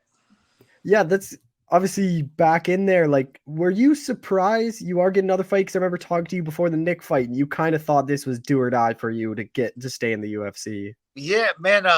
It is what it is, man. It's a business. I entertain every time I step in the cage. Last fight didn't go my way. Man, it sucks because every fight I get to, there's some kind of controversy, but it is what it is, man. I took some shots to the back of the head. Man, I thought we disputed the fight, man. I thought it could win either way, man. But it didn't go my way. The commission held it up. But clearly the shots were in the back of the head. But like I said, Mick Maynard, the UFC, gave me another shot. So, hey, man, here we go, man. I got Tyson Pedro coming off ACL. Hey, man, he got some great hype behind him. But like I said, man, I'm still that old dog in the yard, man. So, hey, I'm still here, man. I ain't going away easy. I just quickly want to touch on that. You actually filed a dispute over it, and like, did the UFC? Yeah, were they kind of with you with that one? Because there were a lot of shots to the back of the head. Yeah, man. Right at Jason's house, we jumped right on it, man. We had to. I mean, because it was clear. I mean, I rolled the punch. Clearly, it was a club to the back of the head, and I ate like 4 more right in the back of the head. My coach is like, bro, we take losses all day long, but man, we had to that fight because I literally had welches. I mean, come on. The Vegas commissioner told me, well, you should have pulled guard. We're fighting in light heavyweight, man. 2 big monsters. You ain't gonna pull guard when you get hit back of the head by a grown ass man. It is what it is, man. So hey, we didn't win it. We shook it off, and now, hey, man, back to work, man. Hey, just don't leave it in their hands. Don't make the mistakes. Hey, let's go to work. And I was talked to Chris Barnett like a week ago, and he actually said he was offered you at heavyweight. Like, is that something you're still open to? Is going up to heavyweight? Man, I'm a fighter. I'm always down for that. They entertained that matchup. I started business. I was out there in Chicago. They entertained the matchup. It didn't make sense. I was traveling back and forth. I caught the flu. The matchup wasn't about it. It was a very short notice fight for me to fight Chris. And I like that matchup, man. I'm always down to bang, bro. Anything to please the crowd, hey, that's what we're here to do. If I can take care of business and get this job done, I like to entertain that fight, man, because I love his style. Dude's crazy, charismatic. Hey, so, hey, man, if you want to put on a show, man, I'm down to bang with Chris, man. He's a cool dude, man. But, hey, like I said, we're 2 journeymen. Let's throw down. Do you think the UFC is giving you this fight as well because they saw the shots to the back of the head and, like, they kind of don't view it as a legit loss? Man, I had no idea, man. That's all them, man. With UFC, you really don't know because you see fighters get cut left and right nowadays. And, but like I said, man, ever since I've been in the UFC, I showed up, man. I never turned nobody down. They called me. There's no. I mean, first fight I took, heavyweight. I mean, there's short notice fights. I seen guys on short notice that decline fights. And I'm like, shit, I'm here to fight. It's my job. I ain't here to, say, no, I ain't fighting this fight. I don't shy away from no action, man. You want me to work? I can work. Let's go. That's just who I am as a fighter, who I am as a person. So I'm very thankful they gave me the opportunity. And like all my head coaches back home, man, we're ready to get to work, and we've been putting in the work. And this matchup, when you got the news you'd be fighting Tyson Pedro, like, how excited are you for this one? Because this is a guy that, although he's on a long layoff, like, he's been hyped up. Like, Tui Voss always hypes him up whenever he gets the chance. Like, he is hyped up over there in Australia. Yeah, that's awesome, man. That's how it should be when you're fighting these foreigners, man, because that's all I've been fighting, these Russians, all these guys from foreign countries. It's awesome, man. Like I said, he got the strong following. Shit, my son was telling me he's a big gamer and stuff like that. My son does more homework than me on this guy. But like I said, be realistic. He's not Ty. Ty Tuivasa is a badass. He's not Ty. Just because you can hang around Ty doesn't make you Ty. But like I said, I know he's gonna try to put on a show, try to come in and bang, but you can't bully the bully, man. So hey, I'm excited for this matchup. The crowd's gonna win this fight. We're just ready to put in work, man. 15 minutes of grinding. So, man, I'm really got to grind it out. The Shogun fight really showed a lot of things, how to beat this guy. So we've been studying it, and we're ready to exploit the game plan. What have you made of his run to the UFC? Obviously, we haven't seen him since 2018. He had the 2 losses, but, like, he's a guy that knocked out Paul Craig, like, submitted Khalil Roundtree. Like, he has really good wins and fought, like, a lot of high-level guys. Yeah, look here, man. I love Roundtree. Roundtree's a great fighter. He turned it around. He jumped in early in the UFC. It's 50-50. You don't know what Roundtree you're going to get when he fights, man. That's the thing about Roundtree. But he's improving. Can he do that now to Roundtree? I highly doubt that. He fought Paul Craig early. Look at Paul Craig now. Paul Craig's dominating. So you feed off that. Most fighters, they because you got those wins. Hey, man, congratulations, you got it. But, man, these guys got better. And it's like every fighter, man. You get better from defeat. You get better from wins, man. So let's see what happens, man. Like I said, his hype train I think he jumped the gun when he fought Rua.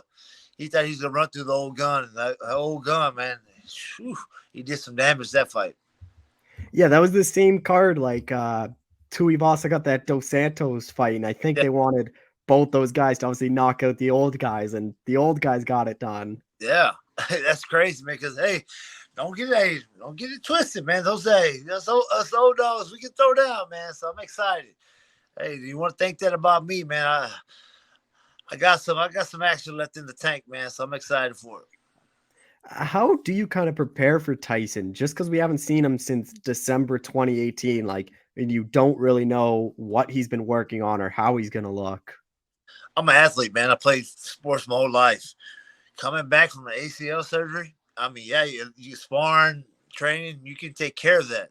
In a fight, there's nobody controlling that. It's you and another pit bull ready to go to war. So all that, oh, man, I'm going to put a brace. I'm going to take it easy this round. Nah, not in the fight, man. We're coming to exploit it, man. Put some pressure on it. So, hey, man, it's tough coming back from an injury, man. I wish him the best. I hope he's having a good training camp. So am I. But like I said, my job is to pressure him. I brought some guys in, 6'5". I got a guy named Miles over here training with me down here in Houston. He's 6'9". He's an up-and-comer. This guy, I think he'll be the real deal one day, man. But 6'9", real long. I'm like, shit. So get inside, get to working with Big Miles and a couple of the guys out here, man. I'm excited for it, man. But like I said, we're ready for him. And coming off the ACL too, like, do you think that's going to limit his game where maybe he's not fully comfortable to throw the kicks or like even take a leg kick where you can kind of catch him when he's like hesitant like that? Hey, I'm checking. I'm ready to check. So, hey, so that power leg that went out, that's his strong leg. That's the one he's coming to tomahawk, trying to tear the calf up. It's my job to check and stop it. So I don't know, man. We're going to see. We'll know in the first minute, the first round. He still got it. I'm gonna be there, so I'm excited for it. But like I said, coming off the injury, man, you find out who athletes are when they come back from injury. Do they still got it? Do they still have the hunger? Because he's doing good. He's making great money doing what he does outside of fighting, which is also good. That's what you're supposed to do.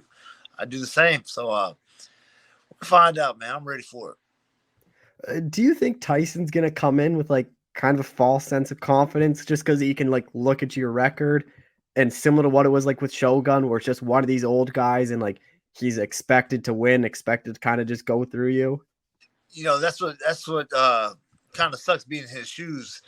It's easy to overlook, take the day off, take the train. I don't need to push that hard. Well, guess what, man? You got to, man. You can't overlook anybody, not in the UFC, man. Anybody can be beat anytime, bro. It's like you really got to bust your ass 24/7. This ain't no cakewalk. There's no cherry picking. If he thought he was going to cherry pick, he picked the wrong cherry because, hey, man, let's go to work because you can't overlook us old dogs, man. We can still bang, man. Glover's paving the way right now for us old dogs right now, 42 years old, and he's a champ. So we all look up to guys like that, man. Big Ray Sefu, man, that's like my idol, man. I love watching Ray fight, man. So I've been popping the old tapes in, watching Ray because he just got that dog. When shit wasn't going his way, he just bite down, let's go harder. That's stuff I do, man, to motivate myself to push harder in the gym. So I'm excited. How do you kind of see this one playing out? Just because Tyson has been finished before, and like a lot of your wins do come by knockout. Hey, man, like I said, I love to do spinning elbows, all the fancy knockouts, but man, that 2 down the pipe, it's coming. I got that left hook set up. I had, like I said, my last 2 fights didn't go my way, man. The Pragnell fight didn't go my way. And the last one was straight BS. But hey, I'm here for a reason. Look, man, I'm chasing 50,000 every time I step in the cage. I'm looking to get the bonus, man. I'm a bonus fighter. That's what I want, man. I'm not. I can give 2 shits about this damn win. I want you to get that bonus, man. Let's put on a show. Let the world know I'm here, man. Hey, let's bang it out. But hey, as fighters, like you said, let's go get that bonus. Let's put on a show and let's go to war. How much pressure is on you this fight to get the win? Obviously, a win here, you stay in the UFC, and a big win over Pedro, you start getting more hype behind your name. Man, like I said, man, I'm just excited for it. Man, I've been fighting my whole life, my son's life. My son's 18 now. This will be my first fight, especially now I'm in the UFC. My son's going to be in my corner with Coach Bob, Coach Hollywood. My son just got a scholarship to the University of North Texas for football. And while I was out in Chicago, it wasn't a chance to be here for his 18th birthday. And I asked my son, what do you want for your 18th birthday? He said, Dad, anything? I said, son, anything you want, let me know. If I can do it, I'll do it. He goes, I just want to be in your corner fight night. And as a fighter, as a father, that motivated the shit out of me to hear my son say that, because it's usually the father in the son's corner. Now, finally, I've been fighting my son's whole life almost. He's going to be in my corner fight night. And that's a little motivational fire. I get motivated talking to it, get the chills. So I'm excited for that night and really to show the world, hey, show my son who's right there in my corner, man. Let's go. Old man still got it. You said University of North Texas? University of North Texas, yeah, man. Big shout out to Pato Football High School. Pato High School, we just won the state championship in football, man. My stepson and my son Isaiah, big college football players, man. So Isaiah's going to North Texas, and my son's taking a local route, playing football here. So I'm excited. But my son Isaiah, which is my 18-year-old, he's the one to be in my corner. And what position does he play? He plays left tackle. Oh, yeah. 6'4", 285, big monster, man. So that's my security right there, man. What's that like going to be for you to have him around fight week and kind of show him around? Because obviously he knows what you do. He knows fighting, but like fight week is something he probably has never experienced and knows what it's like. Man, never did. Man, never, especially now with the COVID. Man, my family really hasn't got to be here for any of the fights, man, because we kind of been messed out of pay-per-views. We've been a lot of the fight nights. My wife got to go to a couple of pay-per-view shows with me here in Houston. But, man, to have him there, it's just a motivational fire, because I train with my son. He works on my wrestling. My son's a big wrestler. And to have that big body in there working with me and show him at my age, I'm going to be 38 in 2 weeks. Me about to be 38 and still grinding with my son. Hey, my job is just to motivate my son to work harder, man. Hard work pays off, and it's shown for my son. No, he's blessed to get a scholarship. But like I said, we're not done. We just got to keep pushing. Every day you got to work hard, and that's my whole thing about having him in my corner that fight night, man. Keep working, Dad. Keep pushing, because, hey, somebody's looking up to me. Just a couple more things. Like, you get the win here. Where do you think that puts you in division? Obviously, he gets a big win, probably a finish. And Tyson, like we talked about, is guy that's hyped up. Yeah, man. I don't know, man. Wherever they put me, wherever they got, they want to run that Chris Barnett fight at heavyweight. I love to protein up, get big for that fight. But whatever it does at light heavyweight, man, there's a lot of newcomers coming in, a lot of old vets that are still around, man. But like I said, whoever they want to throw at me, I'm down to fight, man. But like I said, one fight at a time. But like I said, let's take care of business April 23rd, and man, we'll go from there. But I'm just saying, I'm blessed to be here and keep on pushing. What's kind of the goal for you this year? I know whenever I talk to you, it's always to be active, light heavyweight. I imagine the goal is the same. Yeah, I'm always goals the same. Stay busy, stay active. As long as I'm able to still fight in UFC, I'm here, man. It's UFC or bust for me, man. There's no going back to these local scenes. My job is to stay here. So here we go, man. Oh shit! Like I said, finish this contract out. Try to get another one, man. Like I said, my kids back at home, my daughters, man. My daughters are my key because my sons are going to college next year, so they're forgetting about dad. So I'm gonna be the girl dad for the next couple of years, man. Just coaching softball and volleyball, I guess. That's my baby wants to fight. I think my little one, Gianna, I think that's gonna be my little fighter one day. But yeah, hey man, I train, I work full time, I fight full time, and I'm a family man. So it don't stop for me. That's just my motivational grind, man. I've been doing it for years. I'll never stop. Is this the last fight on your deal then? I got two more. Oh yeah. Two more fight deal. Oh well, Ike, I appreciate the time. Thank you so much for doing this. Hey man, appreciate it. Thank you everybody back at home, Houston, Main Street Boxing, 4 Ounce Fight Club, Jeremy Mahan over there at War, Coach Hollywood, man. Thank you for everybody staying down with me, man. Appreciate it. All right, we're joined by Bellator bantamweight Danny Sabatello, who's got a little business trip to Hawaii. Danny, how's it going, man? Doing great, man. How you doing? I'm doing well. Always good talking to you. Like, this fight kind of came out of nowhere, like a month notice. When did you kind of find out you'd be fighting Jordan Allen and obviously be an alternate spot for the Grand Prix? I'd say about a week ago. I knew I was going to fight Jordan Lugo. My manager called me, and he told me that I was probably going to be on the Hawaii card and fight Jordan Lugo. I didn't know it was going to be for an alternate spot. I found that out maybe a couple of days after that, but I kind of had a feeling that maybe that was possible because I went on the internet and it also had Barzola versus Hill on there. And I thought, it is kind of odd that two other high-level fights are there going on while the tournament's going on. So I thought maybe, something could happen where we are an alternative fight. And it just kind of worked out that way. So when I found out, I was fucking pumped. Were you surprised you were left out of the tournament? Because I was shocked that you weren't a part of it. Yeah, just because, I have that win over Brett Johns, who was a very high-level fighter. He was very good in the UFC, only losses out of Pedro Munoz and Aljamain Sterling. So I thought with that win, I'd get a lot of credit and I'd get into the tournament, especially when you guys got pussies in the tournament like James Gallagher. I thought I would get a spot over him, but I know that he brings a lot of eyeballs on the fights. He's a very famous guy, but I still think I deserve to be in it. But you know what? It is what it is, and it worked out that I am in it, and he's not in it, so everything worked out. And what I still can't believe is what we've talked about every time we do an interview is how are you still not in that bantamweight rankings? Yeah, it is odd, especially when you look at it. You got Cass Bell in there, who I don't know if that guy knows how to throw a punch still. He sucks. And then also Jordan Lugo is in the rankings, which I'm very fortunate to have this matchup with him because I've been calling him out for a fucking while now. He's also down here in South Florida, so I've been calling him out even on the regional scene. He's been ducking me, his whole career.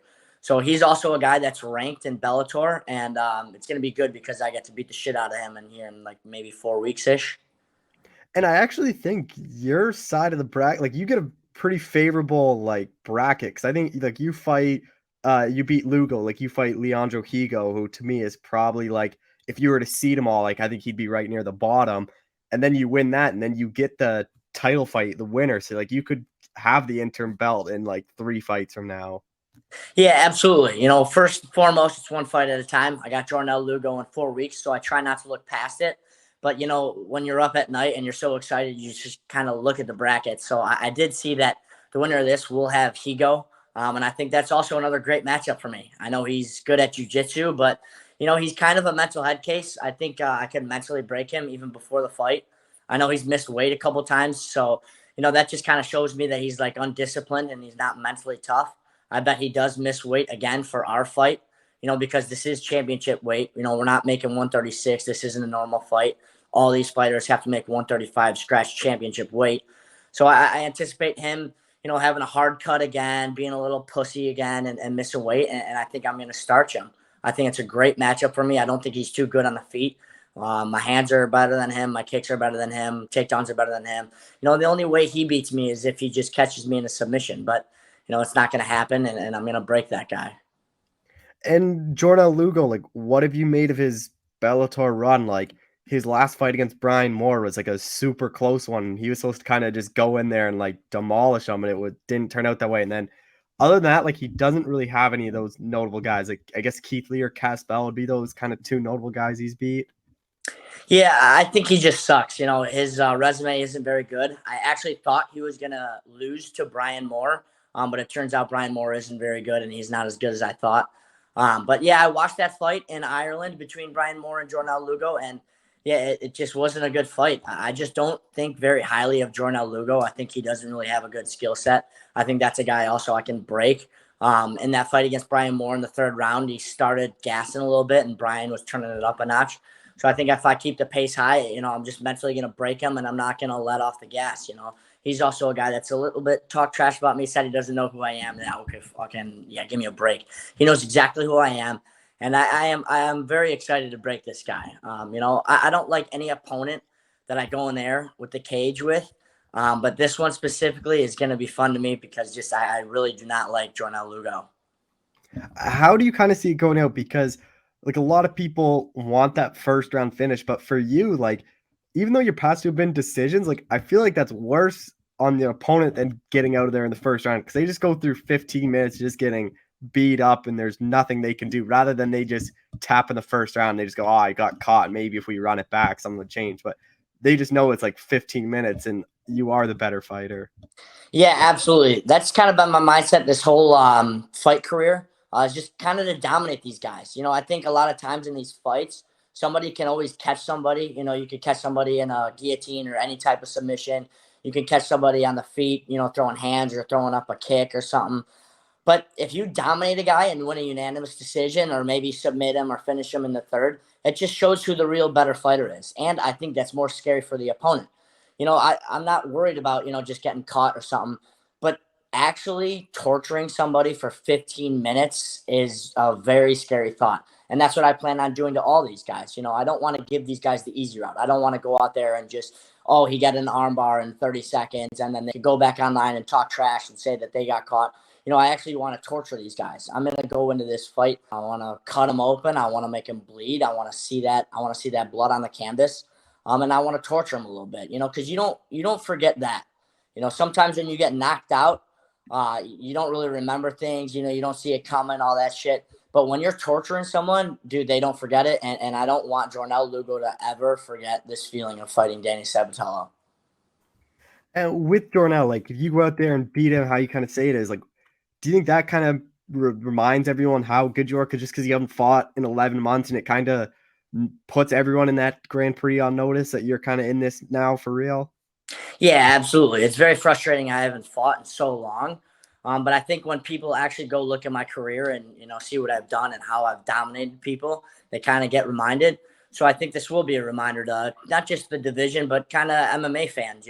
I took the fight with Brett Johns on 5 days notice.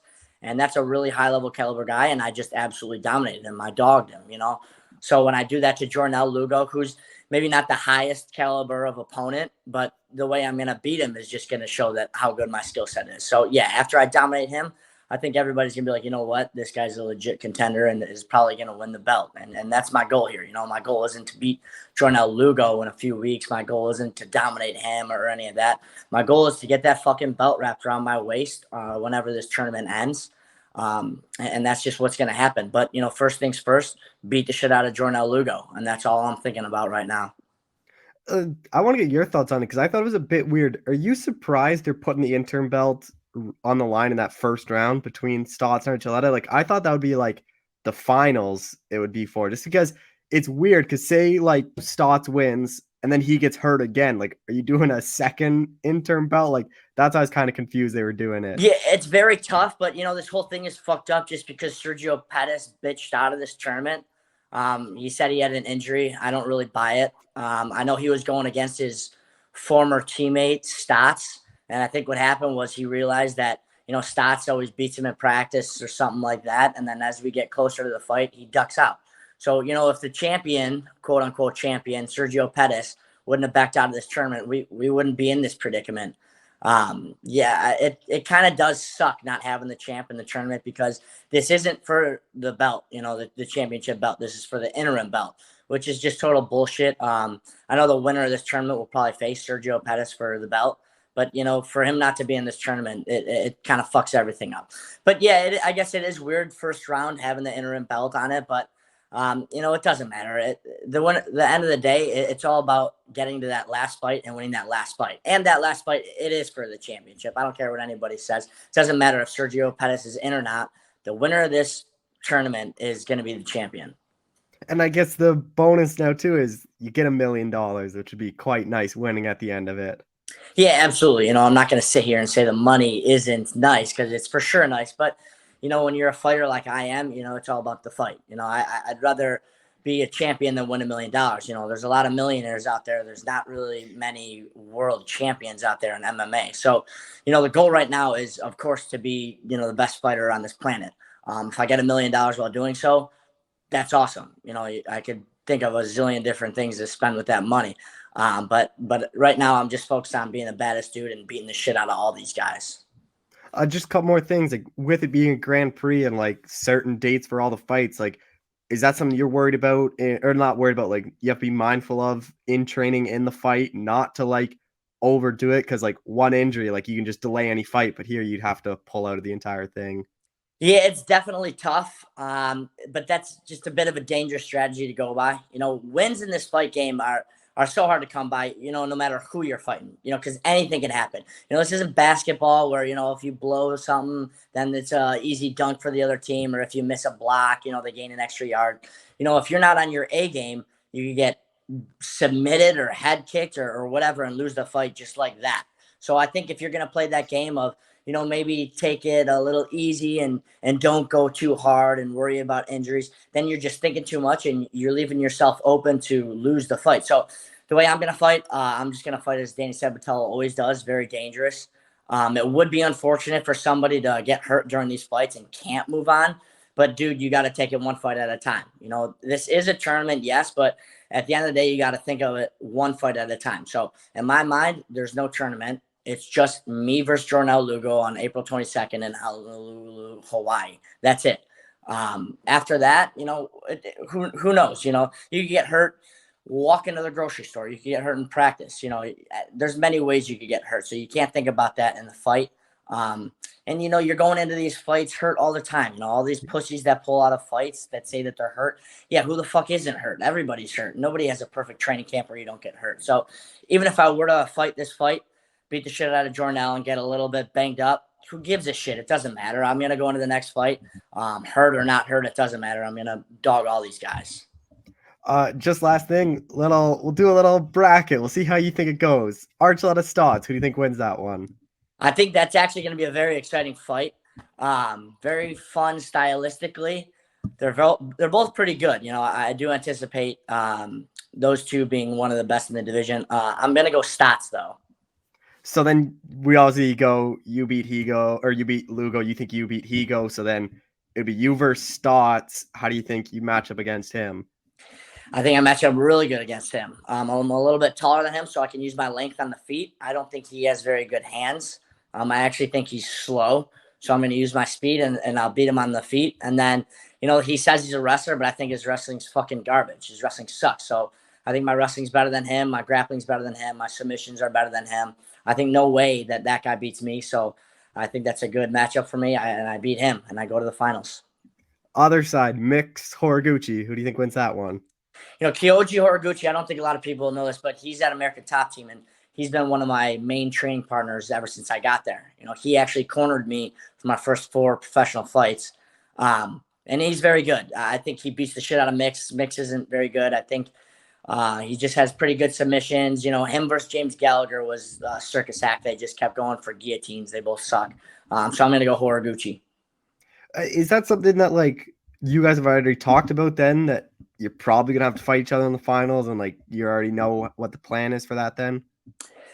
We don't really plan too much for that. A lot can happen. I've got to win, Jornal, Higo, Stotts. I got to win 3 fights to get there, and he's got to win 2 fights. A lot can happen between now and then. Right now, we're just going to go through the tournament, and if and when we see each other in the finals, we'll talk and talk about that when we get there. But, I don't really see too much being different. We'll both probably still be a part of the American Top Team. We'll both still train there, but I'll fight anybody for the title. My goal in life is to be a world champion, to be the best fighter that ever fucking lived. And if Kyoji Horiguchi is standing in my way, then I'm going to have to beat the shit out of him. ideally, I'd rather not fight my teammate. I really like Kyoji. I'm really close with him, but I'll fight anybody. And then the wild card bout, Barzola Hill. Who do you think wins that one? I think Barzola. I don't think Hill's very good. I think he's just got a little bit of power. His last fight, he gained a lot of hype because he knocked the guy out, but I don't think his skill set's very good. He just has a little bit of power in his little hands. He's a shorter guy, stocky, so he could probably be a little bit strong, but unless he catches Barzola, I don't think he wins, and I think Barzola gets the win and just kind of dominates him. So then it would be Barzolo, Magomedov. Who do you think wins that part? I think that's actually also another fun fight. People are going to write off Barzola and think that Magomed guy is going to beat him, but I see an upset there, and I think Barzola actually beats that Russian dude. So then it would be Barzola, Horiguchi. Horiguchi, you think, goes to the finals? Yeah, I think Horiguchi just has too much for Barzola. Barzola has a good gas tank. That's how he beat Darian Caldwell. But so does Kyoji Horiguchi, and I think Kyoji will just be too much. I don't think Barzola will be able to close the gap and connect with him or take him down, but I do see Kyoji beating Barzola. So then you got you versus Horiguchi in the finals. We'll talk throughout this whole thing. We'll see how good you are at picking the bracket. Yeah, good. Yeah, and I see me beating Horiguchi too. Well, Danny, I appreciate the time as always. Thank you so much for doing this. Thank you so much, bro.